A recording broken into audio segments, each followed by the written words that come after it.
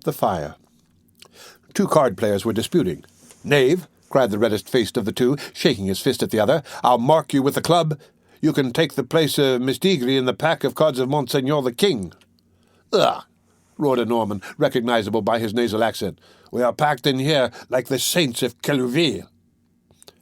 "My sons," the Duke of Egypt was saying to his audience in a falsetto voice, "sorceresses in France go to the witches' Sabbath without broomsticks or grease or steed, merely by means of some magic words.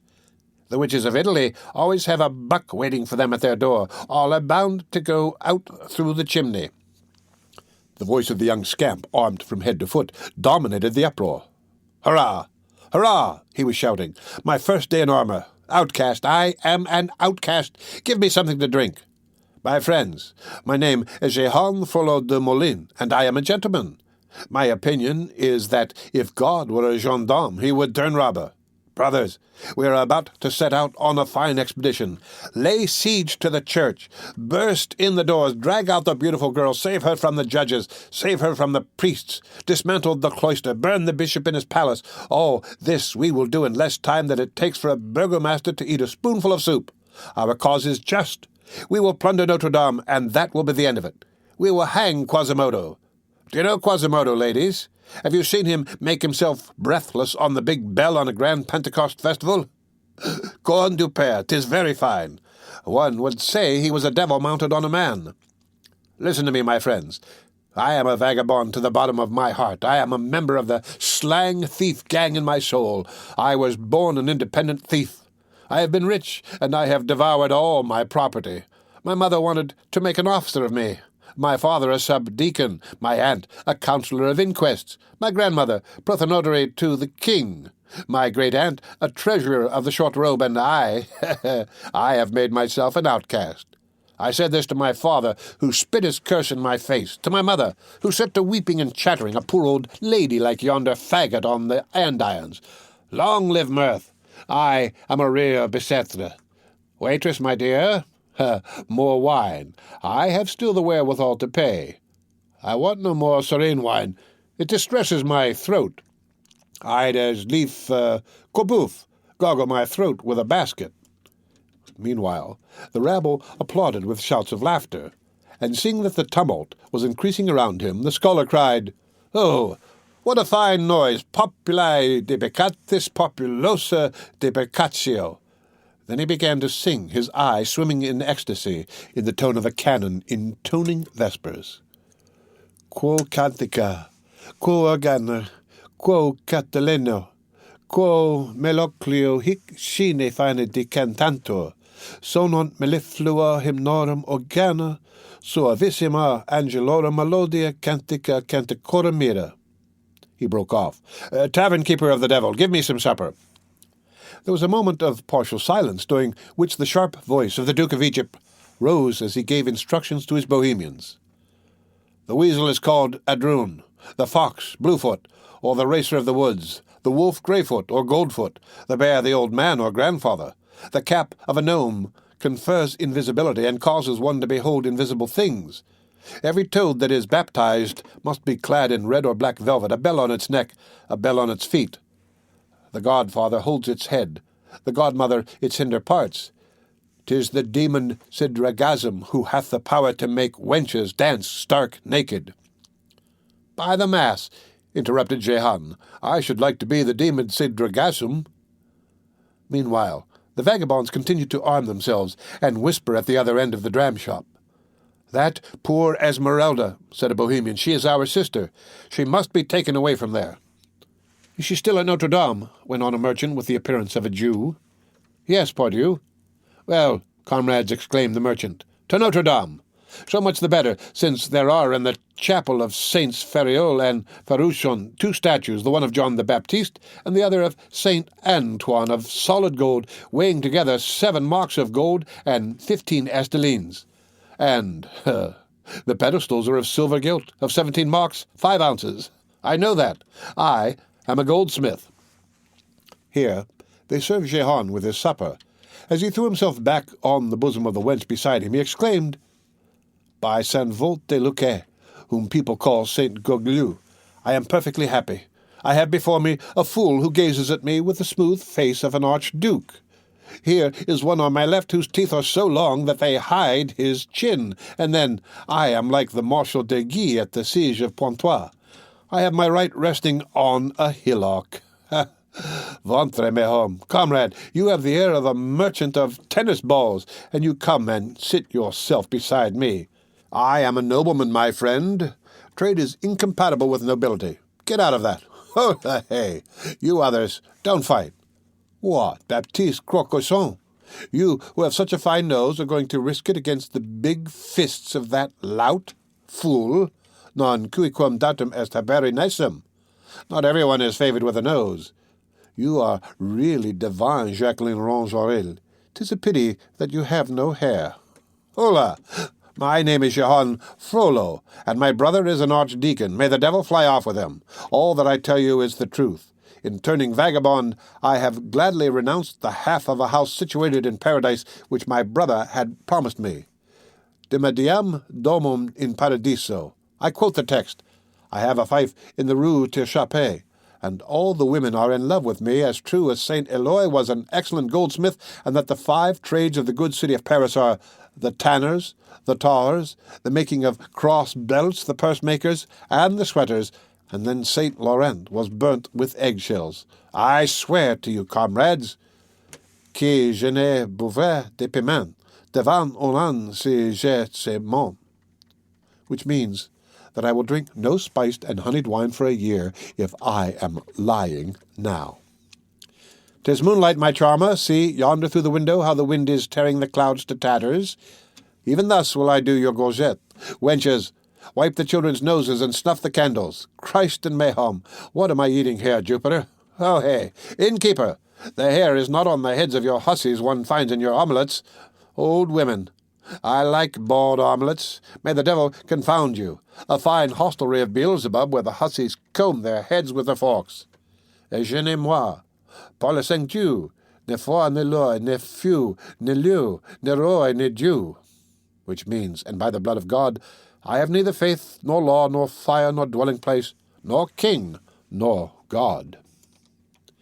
In the meantime, ℌ𝔞𝔫𝔞𝔥 had finished the distribution of arms. He approached Gringoire, who appeared to be plunged in a profound reverie, with his feet on an andiron. "Friend Pierre," said the king of tunes, "what the devil are you thinking about?" Gringoire turned to him with a melancholy smile. "I love the fire, my dear lord, not for the trivial reason that fire warms the feet or cooks our soup, but because it has sparks. Sometimes I pass whole hours in watching the sparks. I discover 1,000 things in those stars which are sprinkled over the black background of the hearth. Those stars are also worlds." "Thunder, if I understand you," said the outcast. "Do you know what o'clock it is?" "I do not know," replied Gringoire. Clopin approached the Duke of Egypt. "Comrade Matthias, the time we have chosen is not a good one. King Louis XI is said to be in Paris." "Another reason for snatching our sister from his claws," replied the old Bohemian. "You speak like a man, Matthias," said the king of tunes.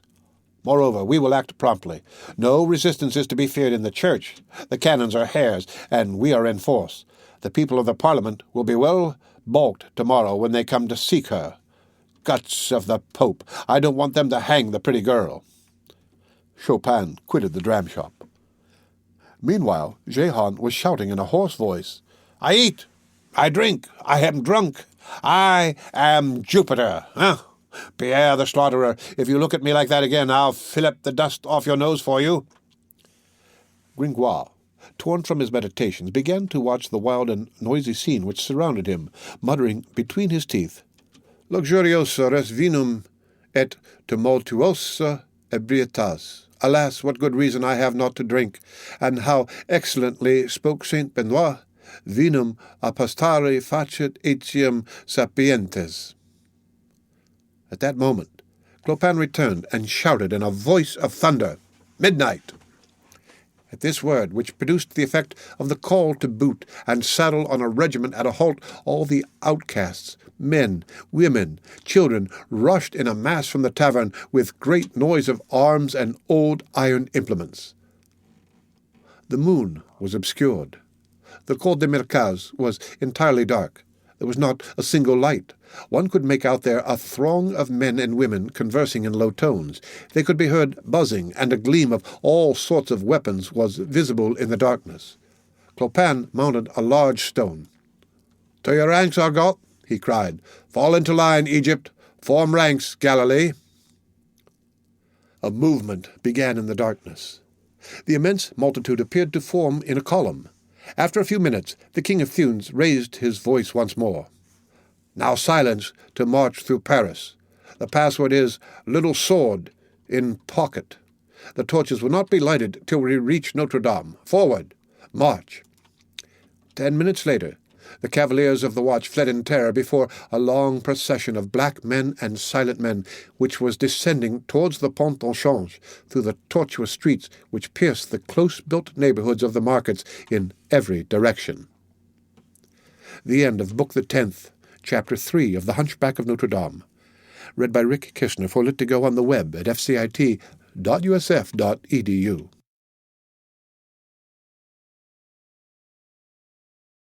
The Hunchback of Notre Dame by Victor Hugo. Volume 2, Book the 10th, Chapter 4. An Awkward Friend. That night Quasimodo did not sleep. He had just made his last round of the church. He had not noticed that at the moment when he was closing the doors, the archdeacon had passed close to him and betrayed some displeasure on seeing him bolting and barring with care the enormous iron locks which gave to their large leaves the solidity of a wall. Dom Claude's air was even more preoccupied than usual. Moreover, since the nocturnal adventure in the cell, he had constantly abused Quasimodo, but in vain. Did he ill-treat and even beat him occasionally, nothing disturbed the submission, patience, the devoted resignation of the faithful bell-ringer. He endured everything on the part of the archdeacon, insults, threats, blows, without murmuring a complaint. At the most, he gazed uneasily after Dom Claude when the latter ascended the staircase of the tower, but the archdeacon had abstained from presenting himself again before the gypsy's eyes. On that night, accordingly, Quasimodo, after having cast a glance at his poor bells which he so neglected now, Jacqueline, Marie, and Tybalt, mounted to the summit of the northern tower, and there, setting his dark lantern well closed upon the leads, he began to gaze at Paris. The night, as we have already said, was very dark. Paris, which so to speak was not lighted at that epoch, presented to the eye a confused collection of black masses, cut here and there by the whitish curve of the Seine. Quasimodo no longer saw any light, with the exception of one window in a distant edifice whose vague and sombre profile was outlined well above the roofs in the direction of the Porte Saint-Antoine. There also there was someone awake.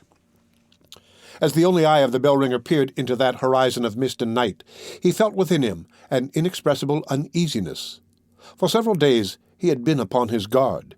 He had perceived men of sinister mien who never took their eyes from the young girl's asylum, prowling constantly about the church. He fancied that some plot might be in process of formation against the unhappy refugee. He imagined that there existed a popular hatred against her as against himself, and that it was very possible that something might happen soon. Hence, he remained upon his tower, on the watch, dreaming in his dream place, as Rabelais says, with his eye directed alternately on the cell and on Paris, keeping faithful guard like a good dog with 1,000 suspicions on his mind. All at once, while he was scrutinizing the great city with that eye which nature, by a sort of compensation, had made so piercing that it could almost supply the other organs which Quasimodo lacked, it seemed to him that there was something singular about the Quai de la Vieille Pelleterie, that there was a movement at that point, that the line of the parapet, standing out blackly against the whiteness of the water, was not straight and tranquil like that of the other quays, but that it undulated to the eye like the waves of a river, or like the heads of a crowd in motion. This struck him as strange. He redoubled his attention. The movement seemed to be advancing towards the city. There was no light.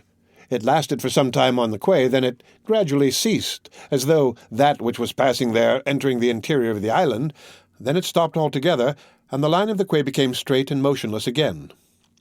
At that moment, when Quasimodo was lost in conjectures, it seemed to him that the movement had reappeared in the Rue du Pavé, which is prolonged into the city perpendicularly to the façade of Notre Dame.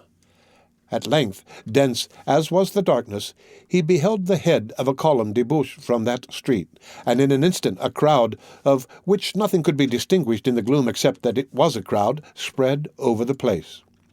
The spectacle had a terror of its own.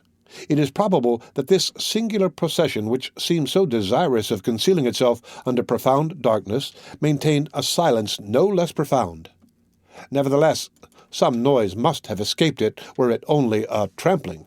But this noise did not even reach our deaf man, and this great multitude, of which he saw hardly anything, and of which he heard nothing, though it was marching and moving so near to him, produced upon him the effect of a rabble of dead men, mute, impalpable, lost in a smoke. It seemed to him that he beheld advancing towards him a fog of men, and that he saw shadows moving in the shadow. Then his fears returned to him.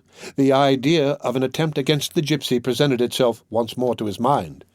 He was conscious, in a confused way, that a violent crisis was approaching. At that critical moment he took counsel with himself with better and prompter reasoning than one would have expected from so badly organized a brain. Ought he to awaken the gypsy, to make her escape? Whither? The streets were invested, the church backed on the river, no boat, no issue. There was but one thing to be done, to allow himself to be killed on the threshold of Notre Dame, to resist at least until succor arrived. If it should arrive, and not to trouble La Esmeralda's sleep. This resolution, once taken, he set to examining the enemy with more tranquillity. The throng seemed to increase every movement in the church square. Only he presumed that it must be making very little noise, since the windows on the place remained closed. All at once a flame flashed up, and in an instant 7 or 8 lighted torches passed over the heads of the crowd, shaking their tufts of flame in the deep shade. Quasimodo then beheld distinctly surging in the parvis a frightful herd of men and women in rags, armed with scythes, pikes, billhooks, and partisans whose 1,000 points glittered. Here and there black pitchforks formed horns to the hideous faces. He vaguely recalled this populace, and thought that he recognized all the heads who had saluted him as Pope of the Fools some months previously. One man, who held a torch in one hand and a club in the other, mounted a stone post and seemed to be haranguing them. At the same time, the strange army executed several evolutions, as though it were taking up its post around the church. Quasimodo picked up his lantern and descended to the platform between the towers, in order to get a nearer view and to spy out a means of defense. ℌ𝔞𝔫𝔫𝔞𝔥, on arriving in front of the lofty portal of Notre Dame, had in fact ranged his troops in order of battle. Although he expected no resistance, he wished, like a prudent general, to preserve an order which would permit him to face, at need, a sudden attack of the watch or the police. He had accordingly stationed his brigade in such a manner that, viewed from above and from a distance, one would have pronounced it the Roman triangle of the battle of ℌ𝔞𝔫𝔞𝔥, the boar's head of Alexander, or the famous wedge of Gustavus Adolphus. The base of this triangle rested on the back of the place in such a manner as to bar the entrance of the Rue des Pourvus. One of its sides faced Hôtel Dieu, the other the Rue Saint-Pierre-aux-Boeufs. ℌ𝔞𝔫𝔫𝔞𝔥 had placed himself at the apex, with the Duke of Egypt, our friend Jehan, and the most daring of the scavengers. An enterprise like that which the vagabonds were now undertaking against Notre Dame was not a very rare thing in the cities of the Middle Ages. What we now call the police did not exist then. In populous cities, especially in capitals, there existed no single central regulating power. Feudalism had constructed these great communities in a singular manner. A city was an assembly of 1,000 seigneuries, which divided it into compartments of all shapes and sizes, hence 1,000 conflicting establishments of police, that is to say, no police at all. In Paris, for example, independently of the 141 lords who laid claim to a manor, there were 25 who laid claim to a manor and to administering justice, from the Bishop of Paris, who had 500 streets, to the Prior of Notre-Dame-des-Champs, who had 4. All these feudal justices recognized the suzerain authority of the king only in name. All possessed the right of control over the roads. All were at home. Louis XI, that indefatigable worker who so largely began the demolition of the feudal edifice, continued by Richelieu and Louis XIV for the profit of royalty, and finished by Mirabeau for the benefit of the people, Louis XI had certainly made an effort to break this network of seigneuries which covered Paris by throwing violently across them all 2 or 3 troops of general police. Thus, in 1465, an order to the inhabitants to light candles in their windows at nightfall and to shut up their dogs under penalty of death. In the same year, an order to close the streets in the evening with iron chains, and a prohibition to wear daggers or weapons of offense in the streets at night. But in a very short time, all these efforts at communal legislation fell into abeyance. The bourgeois permitted the wind to blow out their candles in the windows, and their dogs to stray. The iron chains were stretched only in a state of siege. The prohibition to wear daggers wrought no other changes than from the name of the ℌ𝔞𝔫𝔫𝔞 to the name of the ℌ𝔞𝔫𝔫𝔞𥄏, which is an evident progress. The old scaffolding of feudal jurisdictions remained standing, an immense aggregation of bailiwicks and seigneuries crossing each other all over the city, interfering with each other, entangled in one another, enmeshing each other, trespassing on each other, a useless thicket of watches, sub-watches, and counter-watches over which, with armed force, passed brigandage, rapine, and sedition. Hence, in this disorder, deeds of violence on the part of the populace directed against a palace, a hotel, or house in the most thickly populated quarters were not unheard of occurrences.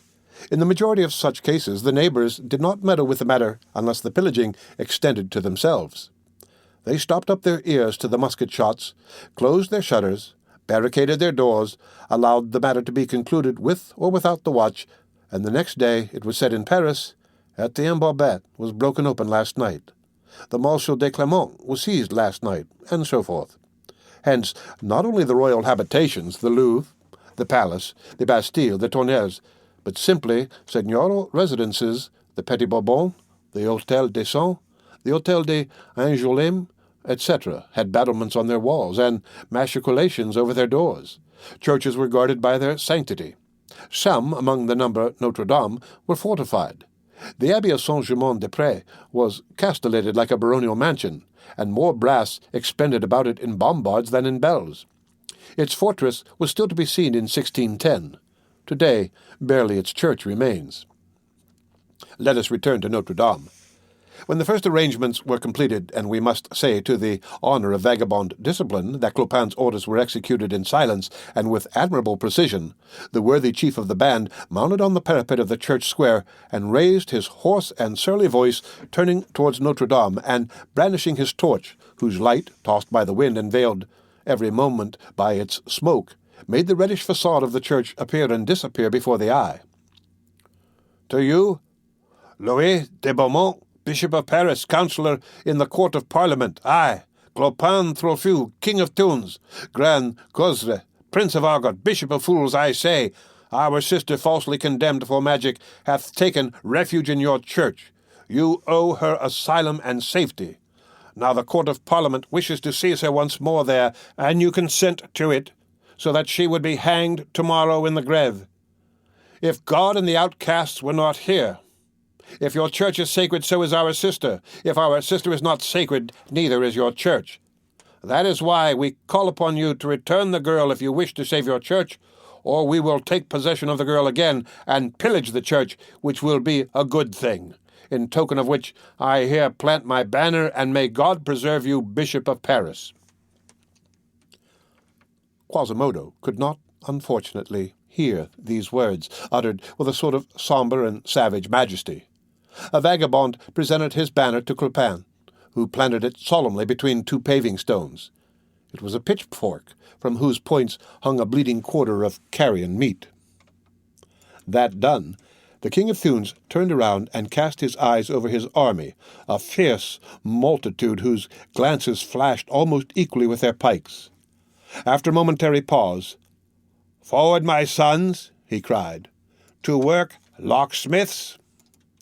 30 bold men, square-shouldered and with picklock faces, stepped from the ranks with hammers, pincers, and bars of iron on their shoulders. They betook themselves to the principal door of the church, ascended the steps, and were soon to be seen squatting under the arch, working at the door with pincers and levers. A throng of vagabonds followed them to help or look on. The 11 steps before the portal were covered with them. But the door stood firm. "The devil! 'Tis hard and obstinate," said one. "It is old, and its gristles have become bony," said another. "Courage, comrades," resumed Clopin. "I wager my head against a dipper that you will have opened the door, rescued the girl, and despoiled the chief altar before a single beetle is awake. Stay, I think I hear the lock breaking up." Clopin was interrupted by a frightful uproar which resounded behind him at the moment. He wheeled round. An enormous beam had just fallen from above. It had crushed a dozen vagabonds on the pavement with the sound of a cannon, breaking in addition legs here and there in the crowd of beggars, who sprang aside with cries of terror. In a twinkling, the narrow precincts of the church parvis were cleared. The locksmiths, although protected by the deep vaults of the portal, abandoned the door, and Clopin himself retired to a respectful distance from the church. "I had a narrow escape," cried Jehan. "I felt the wind of it, tête de boeuf, but Pierre the slaughterer is slaughtered." It is impossible to describe the astonishment mingled with fright which fell upon the ruffians in the company with this beam. They remained for several minutes with their eyes in the air, more dismayed by that piece of wood than by the king's 20,000 archers. "Satan!" muttered the Duke of Egypt. "This smacks of magic." "'Tis the moon which threw this log at us," said Andre the Red. "Call the moon the friend of the Virgin after that," went on Francois ℌ𝔞𝔫𝔞🔥. "1,000 popes!" exclaimed Clopin. "You are all fools." But he did not know how to explain the fall of the beam. Meanwhile, nothing could be distinguished on the façade, to whose summit the light of the torches did not reach. The heavy beam lay in the middle of the enclosure, and groans were heard from the poor wretches who had received its first shock, and who had been almost cut in twain on the angle of the stone steps. The King of Thunes, his first amazement past, finally found an explanation which appeared plausible to his companions. "Throat of God! Are the cannons defending themselves? To the sack, then! To the sack!" "To the sack!" repeated the rabble with a furious hurrah. A discharge of crossbows and hackbutts against the front of the church followed. At this detonation, the peaceable inhabitants of the surrounding houses woke up. Many windows were seen to open, and nightcaps and hands holding candles appeared at the casements. "Fire at the windows!" shouted Clopin. The windows were immediately closed, and the poor bourgeois, who had hardly had time to cast a frightened glance on this scene of gleams and tumult, returned, perspiring with fear, to their wives, asking themselves whether the witches' Sabbath was now being held in the parvis of Notre Dame, or whether there was an assault of Burgundians as in '64. Then the husbands thought of theft, the wives of rape, and all trembled. "To the sack!" repeated the thieves' crew, but they dared not approach. They stared at the beam. They stared at the church. The beam did not stir. The edifice preserved its calm and deserted air. But something called the outcasts. "To work, locksmiths!" shouted Tréfou. "Let the door be forced." No one took a step. "Beard and belly," said Clopin. "Here be men afraid of a beam." An old locksmith addressed him. "Captain, 'tis not the beam which bothers us, 'tis the door which is all covered with iron bars. Our pincers are powerless against it." "What more do you want to break in?" demanded Clopin. "Ah, we ought to have a battering ram." The King of Thunes ran boldly to the formidable beam and placed his foot upon it. "Here is one," he exclaimed. "'Tis the cannons who sent it to you." And making a mocking salute in the direction of the church, "Thanks, cannons!" This piece of bravado produced its effects. The spell of the beam was broken. The vagabonds recovered their courage. Soon the heavy joist, raised like a feather by 200 vigorous arms, was flung with fury against the great door which they had tried to batter down. At the sight of that long beam, in the half-light, with the infrequent torches of the brigands spread over the place, thus borne by that crowd of men who dashed it at a run against the church, one would have thought that he beheld a monstrous beast with 1,000 feet attacking with lowered head the giant of stone. At the shock of the beam, the half-metallic door sounded like an immense drum. It was not burst in, but the whole cathedral trembled, and the deepest cavities of the edifice were heard to echo. At the same moment, a shower of large stones began to fall from the top of the façade on the assailants.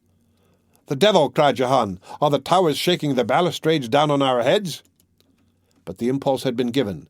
The King of Thunes had set the example. Evidently the bishop was defending himself, and they only battered the door with the more rage, in spite of the stones which cracked skulls right and left. It was remarkable that all these stones fell one by one, but they followed each other closely. The thieves always felt 2 at a time, one on their legs and one on their heads. There were few which did not deal their blow, and a large layer of dead and wounded lay bleeding and panting beneath the feet of the assailants, who, now grown furious, replaced each other without intermission. The long beam continued to belabor the door at regular intervals like the clapper of a bell, the stones to rain down, the door to groan.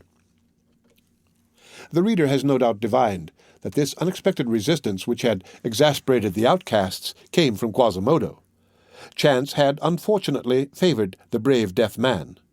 When he had descended to the platform between the towers, his ideas were all in confusion. He had run up and down along the gallery for several minutes like a madman, surveying from above the compact mass of vagabonds ready to hurl itself on the church, demanding the safety of the gypsy from the devil or from God. The thought had occurred to him of ascending to the southern belfry and sounding the alarm. But before he could have set the bell in motion, before Marie's voice could have uttered a single clamour, was there not time to burst in the door of the church 10 times over? It was precisely the moment when the locksmiths were advancing upon it with their tools. What was to be done?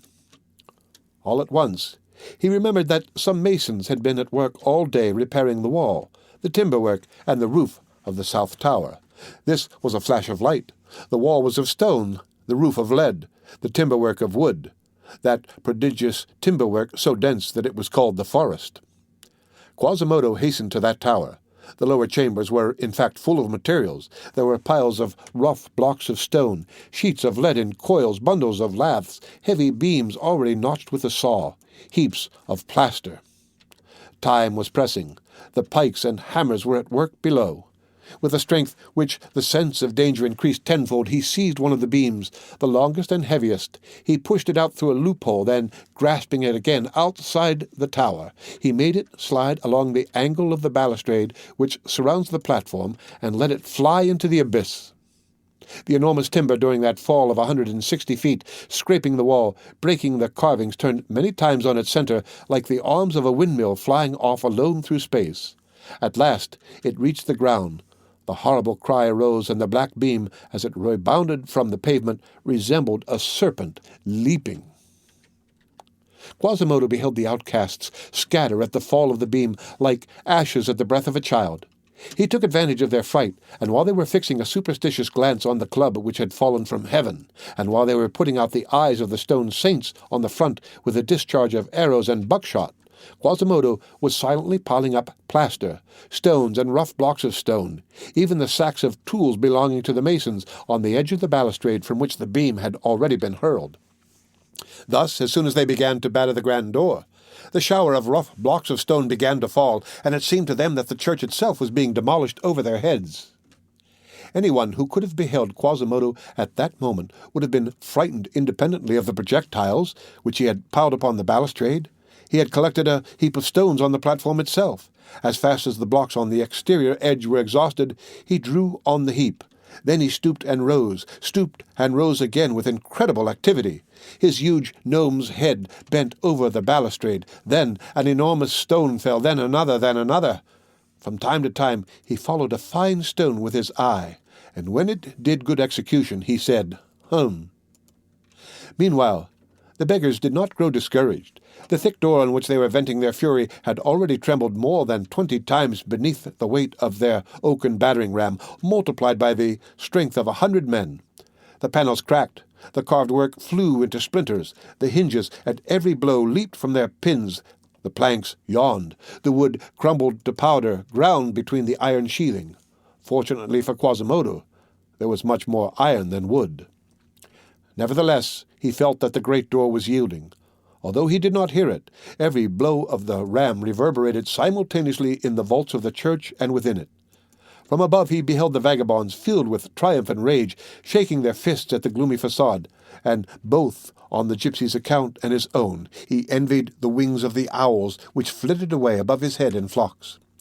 His shower of stone blocks was not sufficient to repel the assailants. At this moment of anguish he noticed, a little lower down than the balustrade whence he was crushing the thieves, 2 long stone gutters, which discharged immediately over the great door. The internal orifice of these gutters terminated on the pavement of the platform. An idea occurred to him. He ran in search of a faggot in his bell-ringer's den, placed on this faggot a great many bundles of laths, and many rolls of lead, munitions which he had not employed so far, and having arranged this pile in front of the hole to the 2 gutters, he set it on fire with his lantern. During this time, since the stones no longer fell, the outcasts ceased to gaze into the air. The bandits, panting like a pack of hounds who are forcing a boar into his lair, pressed tumultuously round the great door, all disfigured by the battering ram, but still standing. They were waiting with a quiver for the great blow which should split it open. They vied with each other in pressing as close as possible in order to dash among the first when it should open into that opulent cathedral, a vast reservoir where the wealth of 3 centuries had been piling up. They reminded each other with roars of exultation and greedy lust of the beautiful silver crosses, the fine copes of brocade, the beautiful tombs of silver gilt, the great magnificences of the choir, the dazzling festivals, the Christmases sparkling with torches, the Easters sparkling with sunshine. All those splendid solemnities wherein chandeliers, ciboriums, tabernacles, and reliquaries studded the altars with a crust of gold and diamonds.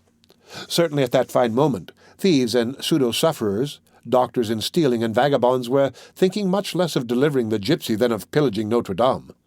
We could even easily believe that for a goodly number among them, ␍𝔬╗ was only a pretext if thieves needed pretexts.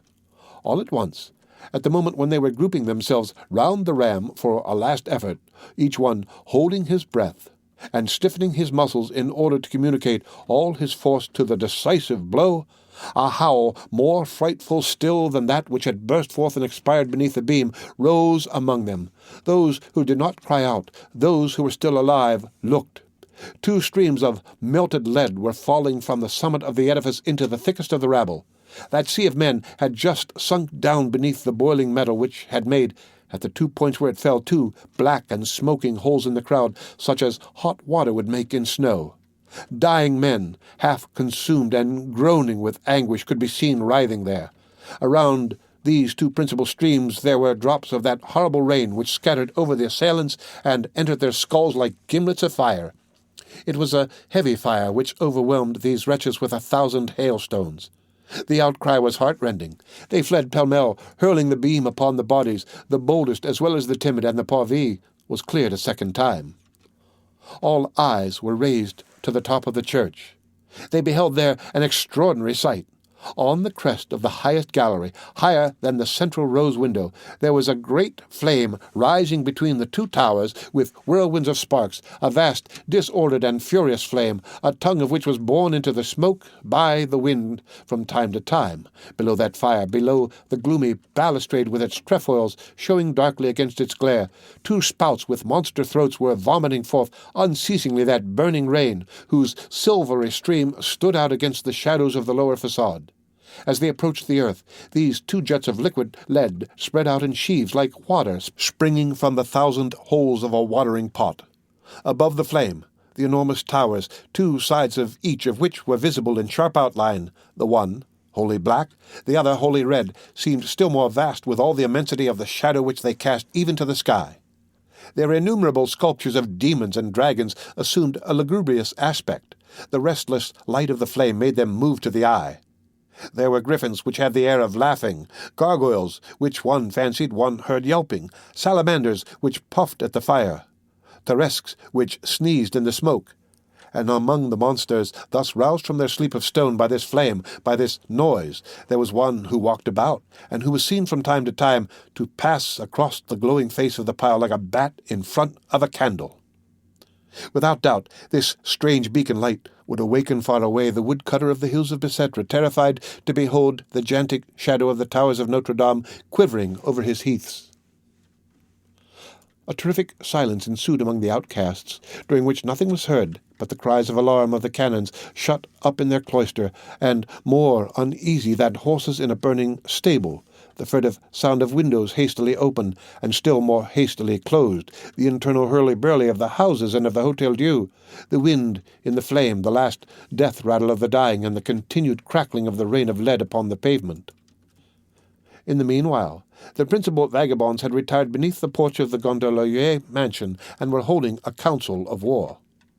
The Duke of Egypt, seated on a stone post, contemplated the phantasmagorical bonfire glowing at a height of 200 feet in the air with religious terror.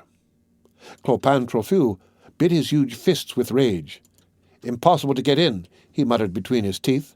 "An old enchanted church," grumbled the aged Bohemian. "Matthias Hungadi Speckali." "By the Pope's whiskers," went on a sham soldier who had once been in service, "here are church gutters spitting melted lead at you better than the machicolations of lecture." "Do you see that demon passing and repassing in front of the fire?" exclaimed the Duke of Egypt. "Pardieu, 'tis that damned bell-ringer, 'tis Quasimodo," said Clopin. The Bohemian tossed his head. "I tell you that 'tis the spirit Sabnac, the Grand Marquis, the demon of fortifications. He has the form of an armed soldier, the head of a lion. Sometimes he rides a hideous horse. He changes men into stones, of which he builds towers. He commands 50 legions. 'Tis he indeed, I recognize him. Sometimes he is clad in a handsome golden robe, figured after the Turkish fashion." "What is ℌ𝔊𝔕𝔓𝔕?" demanded Clopin. "He is dead." Andre the Red laughed in an idiotic way. "Notre Dame is making work for the hospital," said he. "Is there then no way of forcing this door?" exclaimed the King of Thunes, stamping his foot. The Duke of Egypt pointed sadly to the 2 streams of boiling lead which did not cease to streak the black facade like 2 long distaffs of phosphorus. "Churches have been known to defend themselves thus all by themselves," he remarked with a sigh. "Saint Sophia at Constantinople 40 years ago hurled to the earth 3 times in succession the crescent of Mayhem by shaking her domes, which are her heads. Guillaume de Paris, who built this one, was a magician." "Must we then retreat in pitiful fashion like highwaymen?" said Clopin. "Must we leave our sister here, whom these hooded wolves will hang tomorrow?" "And the sacristy, where there are wagon-loads of gold," added a vagabond, whose name we regret to say we do not know. "Beard of Mahom," cried Trophou. "Let us make another trial," resumed the vagabond. Matthias Ungadi shook his head. "We shall never get in by the door. We must find the defect in the armor of the old farrier, a hole, a false poster, in some joint or other." "Who will go with me?" said Clopin. "I shall go at it again. By the way, where is the little scholar Jehan, who is so encased in iron?" "He is dead, no doubt," someone replied. "We no longer hear his laugh." The King of Thunes frowned. "So much the worse. There was a brave heart under that ironmongery. And Master Pierre Gringoire?" "Captain Clopin," said Andre the Red. "He slipped away before we reached the Pont au Changeau." Clopin stamped his foot. "Gueule Dieu! 'Twas he who pushed us on hither, and he has deserted us in the very middle of the job. Cowardly chatterer with a slipper for a helmet." "Captain Clopin," said Andre the Red, who was gazing down Rue de Pourvy, "yonder is the little scholar." "Praised be Pluto," said Clopin. "But what the devil is he dragging after him?" It was, in fact, Jehan, who was running as fast as his heavy outfit of a paladin and long ladder, which trailed on the pavement, would permit, more breathless than an ant harnessed to a blade of grass 20 times longer than itself. "Victory! Te Deum!" cried the scholar. "Here is the ladder of the longshoreman of Port Saint-André." Clopin approached him. "Child, what do you mean to do, Condieu, with this ladder?" "I have it," replied Jehan, panting. "I knew where it was under the shed of the lieutenant's house. There's a wench there whom I know who thinks me as handsome as Cupido. I made use of her to get the ladder, and I have the ladder. Parce que Mayhem. The poor girl came to open the door to me in her shift." "Yes," said Clopin, "but what are you going to do with the ladder?" Jehan gazed at him with a malicious, knowing look, and cracked his fingers like castanets. At that moment he was sublime. On his head he wore one of those overloaded helmets of the 15th century which frightened the enemy with their fanciful crests. He bristled with 10 iron beaks, so that Jehan could have disputed with Nestor's Homeric vessel the redoubtable title of Dex Ubolos. "What do I mean to do with it, august King of Thunes? Do you see that row of statues which have such idiotic expressions yonder, above the 3 portals? Yes, well, 'tis the gallery of the kings of France." "What is that to me?" said Clopin. "Wait. At the end of that gallery there is a door which is never fastened otherwise than with a latch, and with this ladder I ascend, and I am in the church." "Child, let me be the first to ascend." "No, comrade, the ladder is mine. Come, you shall be the second." "May Beelzebub strangle you," said surly Clopin. "I won't be second to anybody." "Then find a ladder, Clopin." Jehan set out on a run across the place, dragging his ladder and shouting, "Follow me, lads." In an instant the ladder was raised and propped against the balustrade of the lower gallery, above one of the lateral doors. The throng of vagabonds, uttering loud acclamations, crowded to its foot to ascend. But Jehan maintained his right, and was the first to set foot on the rungs. The passage was tolerably long. The gallery of the kings of France is today about 60 feet above the pavement. The 11 steps of the flight before the door made it still higher. ℍ𝔶 mounted slowly, a good deal incommoded by his heavy armor, holding his crossbow in one hand and clinging to a rung with the other. When he reached the middle of the ladder, he cast a melancholy glance at the poor dead outcasts with which the steps were strewn. "Alas," said he, "here is a heap of bodies worthy of the 5th book of the Iliad." Then he continued his ascent. The vagabonds followed him. There was one on every rung. At the sight of this line of cuirassed backs, undulating as they rose through the gloom, one would have pronounced it a serpent with steel scales, which was raising itself erect in front of the church. ℍ𝔶, who formed the head and who was whistling, completed the illusion. The scholar finally reached the balcony of the gallery and climbed over it nimbly to the applause of the whole vagabond tribe. Thus, master of the citadel, he uttered a shout of joy and suddenly halted, petrified. He had just caught sight of Quasimodo concealed in the dark with flashing eye behind one of the statues of the kings. Before a second assailant could gain a foothold on the gallery, the formidable hunchback leaped to the head of the ladder without uttering a word, seized the ends of the 2 uprights with his powerful hands, raised them, pushed them out from the wall, balanced the long and pliant ladder loaded with vagabonds from top to bottom for a moment, in the midst of shrieks and anguish, then suddenly, with superhuman force, hurled this cluster of men backward into the place. There was a moment when even the most resolute trembled. The ladder, launched backwards, remained erect and standing for an instant, and seemed to hesitate, then wavered, then, suddenly describing a frightful arc of a circle 80 feet in radius, crashed upon the pavement with its load of ruffians, more rapidly than a drawbridge when its chains break. There arose an immense imprecation.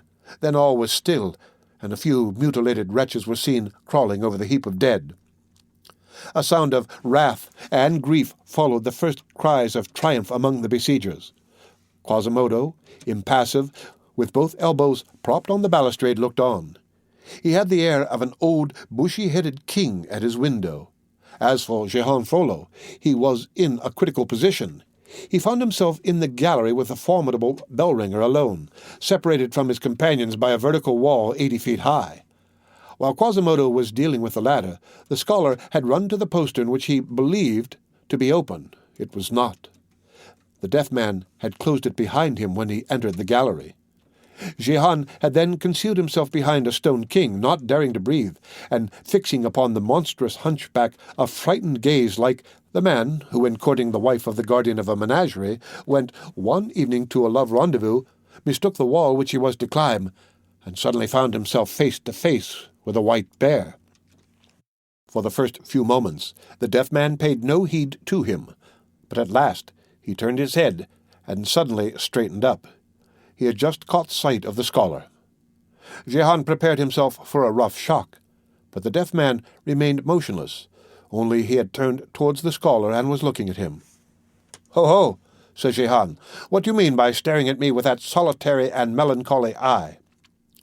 As he spoke thus, the young scamp stealthily adjusted his crossbow. "Quasimodo," he cried, "I am going to change your surname. You shall be called the Blind Man." The shot sped. The feathered ℍ𝔬▒ whizzed and entered the hunchback's left arm. Quasimodo appeared no more moved by it than by a scratch to King Pharamond. He laid his hand on the arrow, tore it from his arm, and tranquilly broke it across his big knee. Then he let the 2 pieces drop on the floor rather than threw them down. But ℍ𝔶 had no opportunity to fire a second time. The arrow broken, Quasimodo, breathing heavily, bounded like a grasshopper, and he fell upon the scholar whose armor was flattened against the wall by the blow. Then in that gloom, wherein wavered the light of the torches, a terrible thing was seen. Quasimodo had grasped with his left hand the 2 arms of ℍ𝔶, who did not offer any resistance, so thoroughly did he feel that he was lost. With his right hand, the deaf man detached one by one in silence, with sinister slowness, all the pieces of his armor, the sword, the daggers, the helmet, the cuirass, the leg pieces. One would have said that it was a monkey taking the shell from a nut. Quasimodo flung the scholar's iron shell at his feet, piece by piece. When the scholar beheld himself disarmed, stripped, weak and naked in those terrible hands, he made no attempt to speak to the deaf man, but began to laugh audaciously in his face, and to sing with his intrepid heedlessness of a child of 16 the then popular ditty. Elle est bien habillée, la ville de Cambrai, Marafin l'appelée, which means the city of Cambrai is well dressed. Marafin plundered it. He did not finish.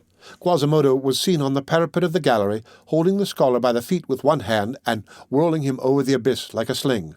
Then a sound like that of a bony structure in contact with a wall was heard, and something was seen to fall, which halted a third of the way down in its fall on a projection in the architecture.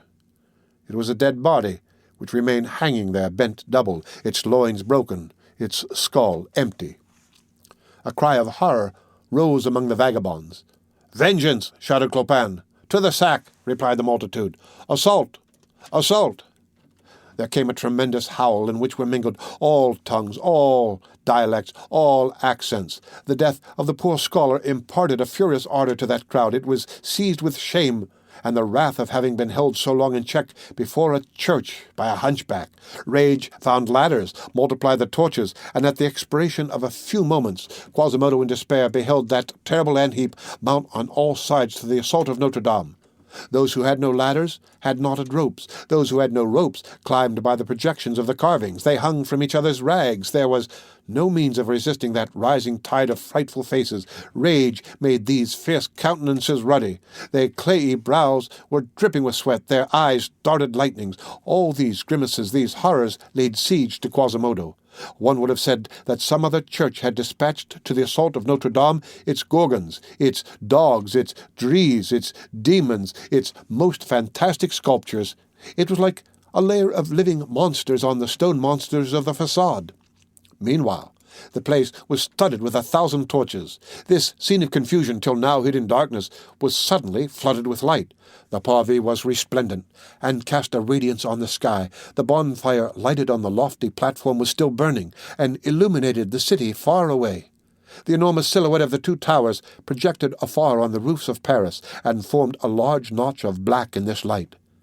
The city seemed to be aroused. Alarm bells wailed in the distance. The vagabonds howled, panted, swore, climbed. And Quasimodo, powerless against so many enemies, shuddering for the gypsy, beholding the furious faces approaching ever nearer and nearer to his gallery, entreated heaven for a miracle and wrung his arms in despair. The end of Book the 10th, Chapter 4 of The Hunchback of Notre Dame. Read by Rick Kishner for lit2go on the web at fcit.usf.edu.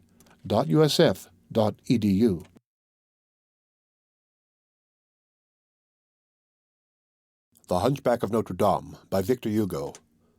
Volume 2, Book the 10th, Chapter 5. The Retreat in which Monsieur Louis of France says his prayers.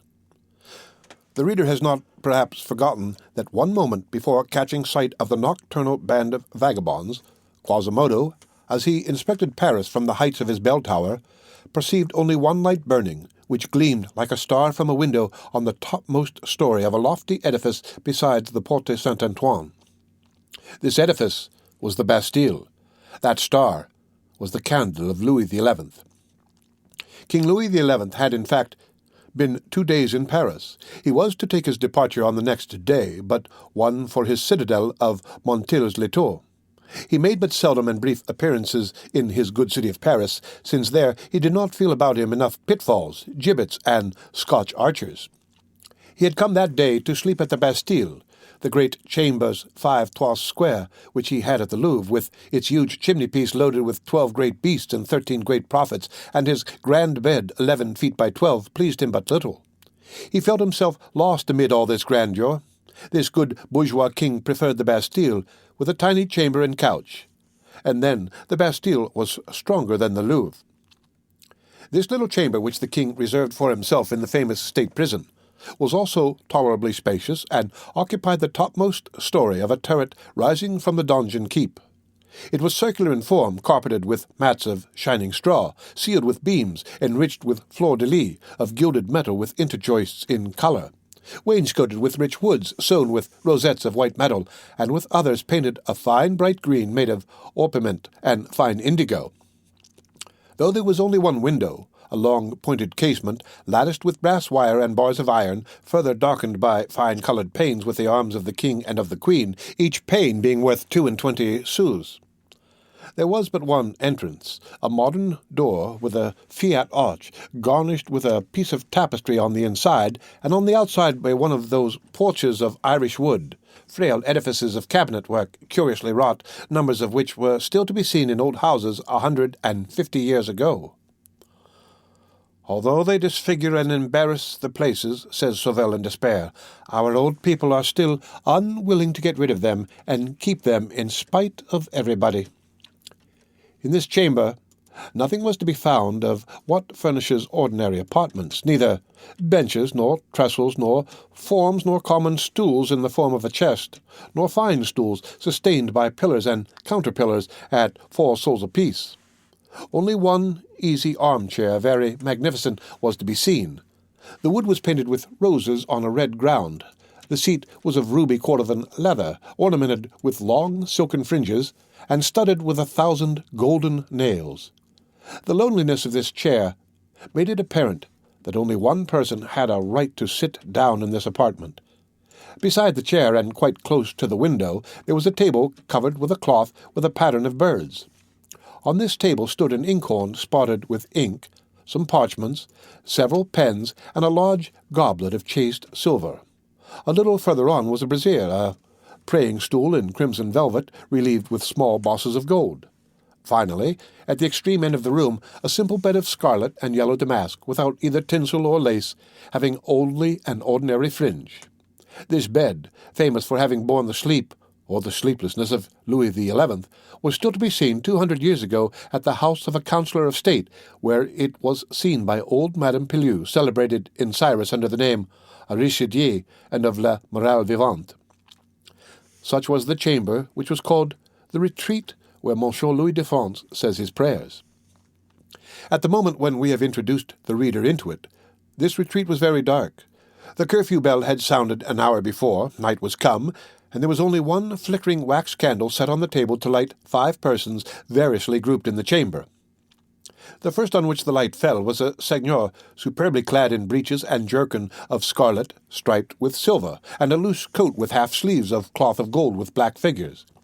This splendid costume, on which the light played, seemed glazed with flame on every fold. The man who wore it had his armorial bearings embroidered on his breast in vivid colours, a chevron accompanied by a deer passant. The shield was flanked, on the right by an olive branch, on the left by a deer's antlers. This man wore in his girdle a rich dagger whose hilt of silver gilt was chased in the form of a helmet, and surmounted by a count's coronet. He had a forbidding air, a proud mien, and a head held high. At the first glance one read arrogance on his visage, at the second, craft. He was standing bareheaded, a long roll of parchment in his hand, behind the armchair in which was seated, his body ungracefully doubled up, his knees crossed, his elbow on the table, a very badly accoutred personage. Let the reader imagine, in fact, on the rich seat of Cordova leather, 2 crooked knees, 2 thin thighs poorly clad in black worsted tricot, a body enveloped in a cloak of fustian with fur trimming of which more leather than hair was visible. Lastly, to crown all, a greasy old hat of the worst sort of black cloth bordered with a circular string of leaden figures.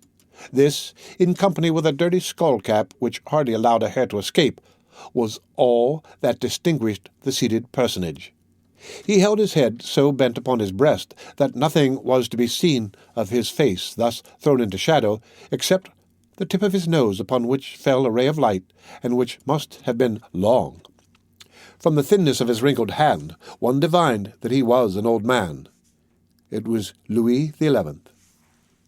At some distance behind them, 2 men dressed in garments of Flemish style were conversing, who were not sufficiently lost in the shadow to prevent anyone who had been present at the performance of Gringoire's mystery from recognizing in them 2 of the principal Flemish envoys, Guillaume Rym, the sagacious pensioner of Ghent, and Jacques Coppenole, the popular hosier. The reader will remember that these men were mixed up in the secret politics of Louis XI. Finally, quite at the end of the room near the door, in the dark, stood motionless as a statue, a vigorous man with thick-set limbs, a military harness with a surcoat of armorial bearings, whose square face, pierced with staring eyes, slit with an immense mouth, his ears concealed by 2 large screens of flat hair, had something about it both of the dog and the tiger. All were uncovered except the king. This gentleman, who stood near the king, was reading him a sort of long memorial to which his Majesty seemed to be listening attentively. The two Flemings were whispering together. "Cross of God," grumbled ℍ𝔞𝔫𝔞🐓, "I am tired of standing. Is there no chair here?" Rhys replied by a negative gesture, accompanied by a discreet smile. "Croix Dieu," resumed ℍ𝔞𝔫𝔞𝔥, thoroughly unhappy at being obliged to lower his voice thus, "I should like to sit down on the floor with my legs crossed like a hosier, as I do in my shop." "Take good care that you do not, Master Jacques." "Ways, Master Guillaume, can one only remain here on his feet?" "Or on his knees," said Rhys. At that moment the king's voice was uplifted. They held their peace. 50 souls for the robes of our valets, and 12 livres for the mantles of the clerks of our crown. That's it. Pour out gold by the ton. Are you mad, Olivier?" As he thus spoke, the old man raised his head. The golden shells of the collar of Saint-Michel could be seen gleaming on his neck. The candle fully illuminated his gaunt and morose profile. He tore the papers from the other's hand. "You are ruining us," he cried, casting his hollow eyes over the scroll. "What is all this? What need have we of so prodigious a household? 2 chaplains at 10 livres a month each, and a chapel clerk at 100 souls? A valet de chambre at 90 livres a year, 4 head cooks at 60 livres a year each, a split cook, an herb cook, a sauce cook, a butler, 2 sumpter horse lackeys at 10 livres a month each, 2 scullions at 8 livres, a groom of the stables and his 2 aides at 24 livres a month, a porter, a pastry cook, a baker, 2 carters, each 60 livres a year, and the farrier 60 livres, and the master of the chamber of our funds 1200 livres, and the comptroller 500. And how do I know what else? 'Tis ruinous. The wages of our servants are putting France to the pillage. All the ingots of the Louvre will melt before such a fire of expenses. We shall have to sell our plate, and next year, if God and Our Lady," here he raised his hat, "lend us life, we shall drink our potions from a pewter pot." So saying, he cast a glance at the silver goblet which gleamed upon the table. He coughed and continued, "Master Olivier, the princes who reign over great lordships, like kings and emperors, should not allow sumptuousness in their houses, for the fire spreads thence through the province. Hence, Master Olivier, consider this said once for all. Our expenditure increases every year. The thing displeases us. How? Pasque Dieu! Oh, when in 79 it did not exceed 36,000 livres, did it attain in 80 43,619 livres. I have the figures in my head. In 81, 66,680 livres, and this year, by the faith of my body, it will reach 80,000 livres, doubled in 4 years. Monstrous!" He paused, breathless, then resumed energetically. "I behold around me only people who fatten on my leanness. You suck crowns from me at every pore." All remained silent. This was one of those fits of wrath which are allowed to take their course. He continued, "'Tis like that request in Latin from the gentlemen of France that we should re-establish what they call the grand charges of the crown. Charges in very deed. Charges which crush. Ah, gentlemen, you say that we are not a king to reign, dapifero nullo, buticulario nullo. We will let you see, Pasque Dieu, whether we are not a king." Here he smiled in the consciousness of his power. This softened his bad humour, and he turned towards the Flemings. "Do you see, gossip Guillaume, the grand warden of the keys, the grand butler, the grand chamberlain, the grand seneschal are not worth the smallest valet. Remember this, gossip ℍ𝔞𝔫𝔞𝔥. They serve no purpose as they stand thus useless round the king. They produce upon me the effect of the 4 evangelists who surround the face of the big clock of the palace in which Philippe Bril has just set in order afresh. They are gilt, but they do not indicate the hour, and the hands can get on without them." He remained in thought for a moment, then added, shaking his aged head, "Ah, oh, by Our Lady, I am not Philippe Bril, and I shall not gild the great vassals anew. Continue, Olivier." The person whom he designated by this name took the papers into his hands again, and began to read aloud. "To Adam Tenon, clerk of the warden of the seals of the provost ships of Paris, for the silver-making and engraving of said seals, which have been made new because the others preceding, by reason of their antiquity and their worn condition, could no longer be successfully used, 12 livres parisis. To Guillaume Frère, the sum of 4 livres 4 sols parisis for his trouble and salary, for having nourished and fed the doves in the 2 dovecotes of the Hôtel des Tourneaux, during the months of January, February, and March of this year, and for this he hath given 7 sextiers of barley. To a grey friar for confessing a criminal 4 sols parisis. The king listened in silence. From time to time he coughed. Then he raised the goblet to his lips and drank a draught with a grimace. During this year there have been made by the ordinance of justice, to the sound of the trumpet, through the squares of Paris, 56 proclamations, account to be regulated, for having searched and ransacked in certain places in Paris, as well as elsewhere, for money said to be there concealed, but nothing hath been found, 45 livres parisis. Bury a crown to unearth a sou, said the king, for having set in the Hôtel des Tourneaux 6 panes of white glass in the place where the iron cage is, 13 sols, for having made and delivered by command of the king on the day of the musters 4 shields with the escutcheons of the said seigneur, and circled with garlands of roses all about, 6 livres. For 2 new sleeves to the king's old doublet, 20 sols. For a box of grease to grease the boots of the king, 15 deniers. A stable newly made to lodge the king's black pigs, 30 livres parisis.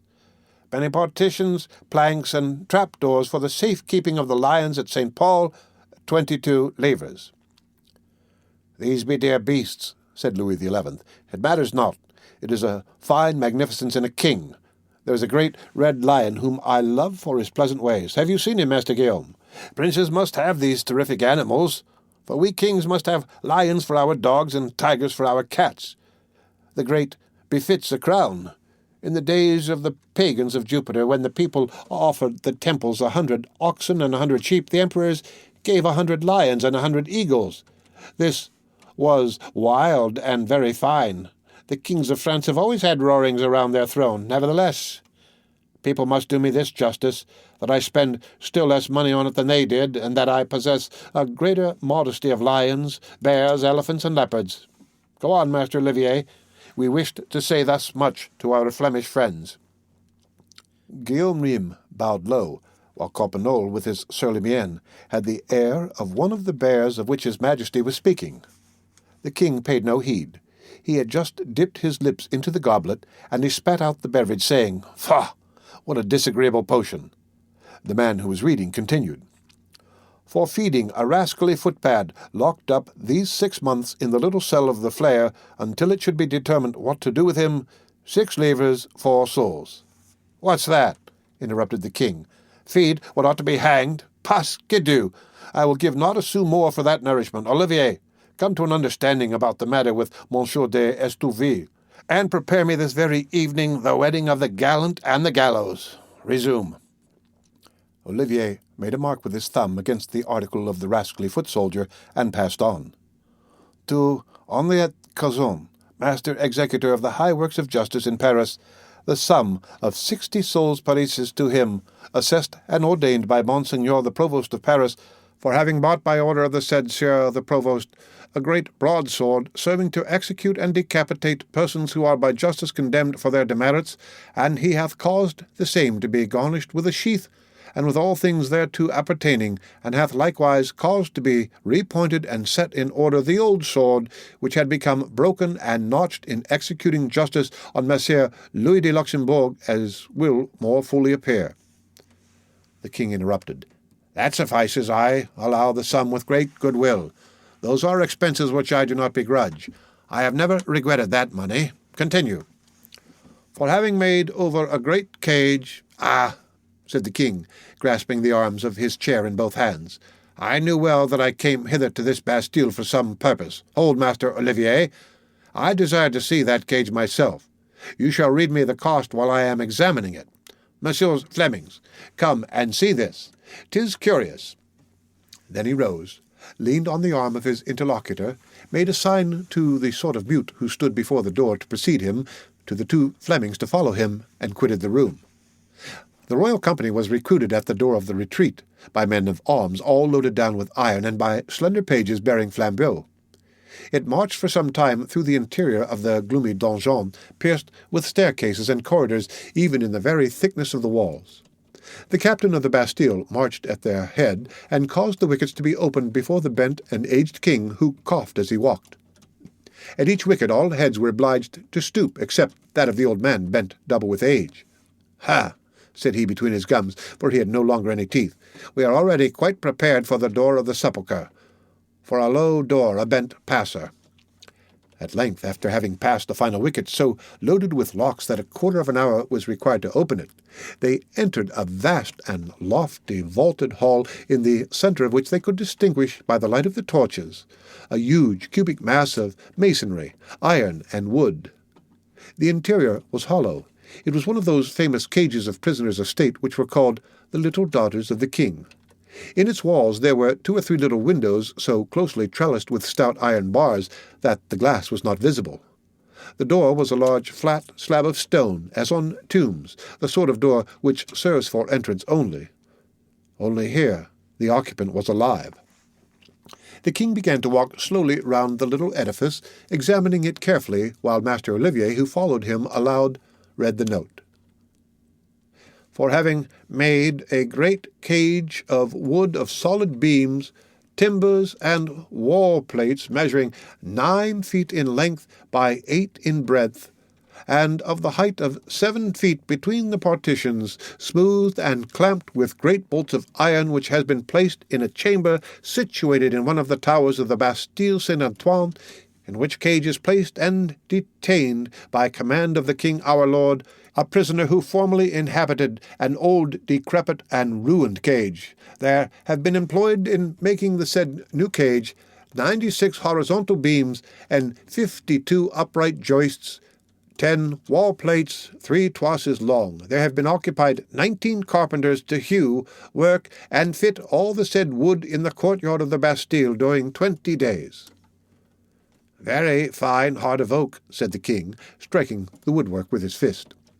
There have been used in this cage, continued the other, 220 great bolts of iron of 9 feet and of 8, the rest of medium length, with the rowels, caps, and counterbands appertaining to the said bolts, weighing the said iron in all 3,735 pounds, besides 8 great squares of iron serving to attach the said cage in place, with clamps and nails, weighing in all 218 pounds, not reckoning the iron of the trellises for the windows of the chamber wherein the cage hath been placed, the bars of iron for the door of the cage, and other things.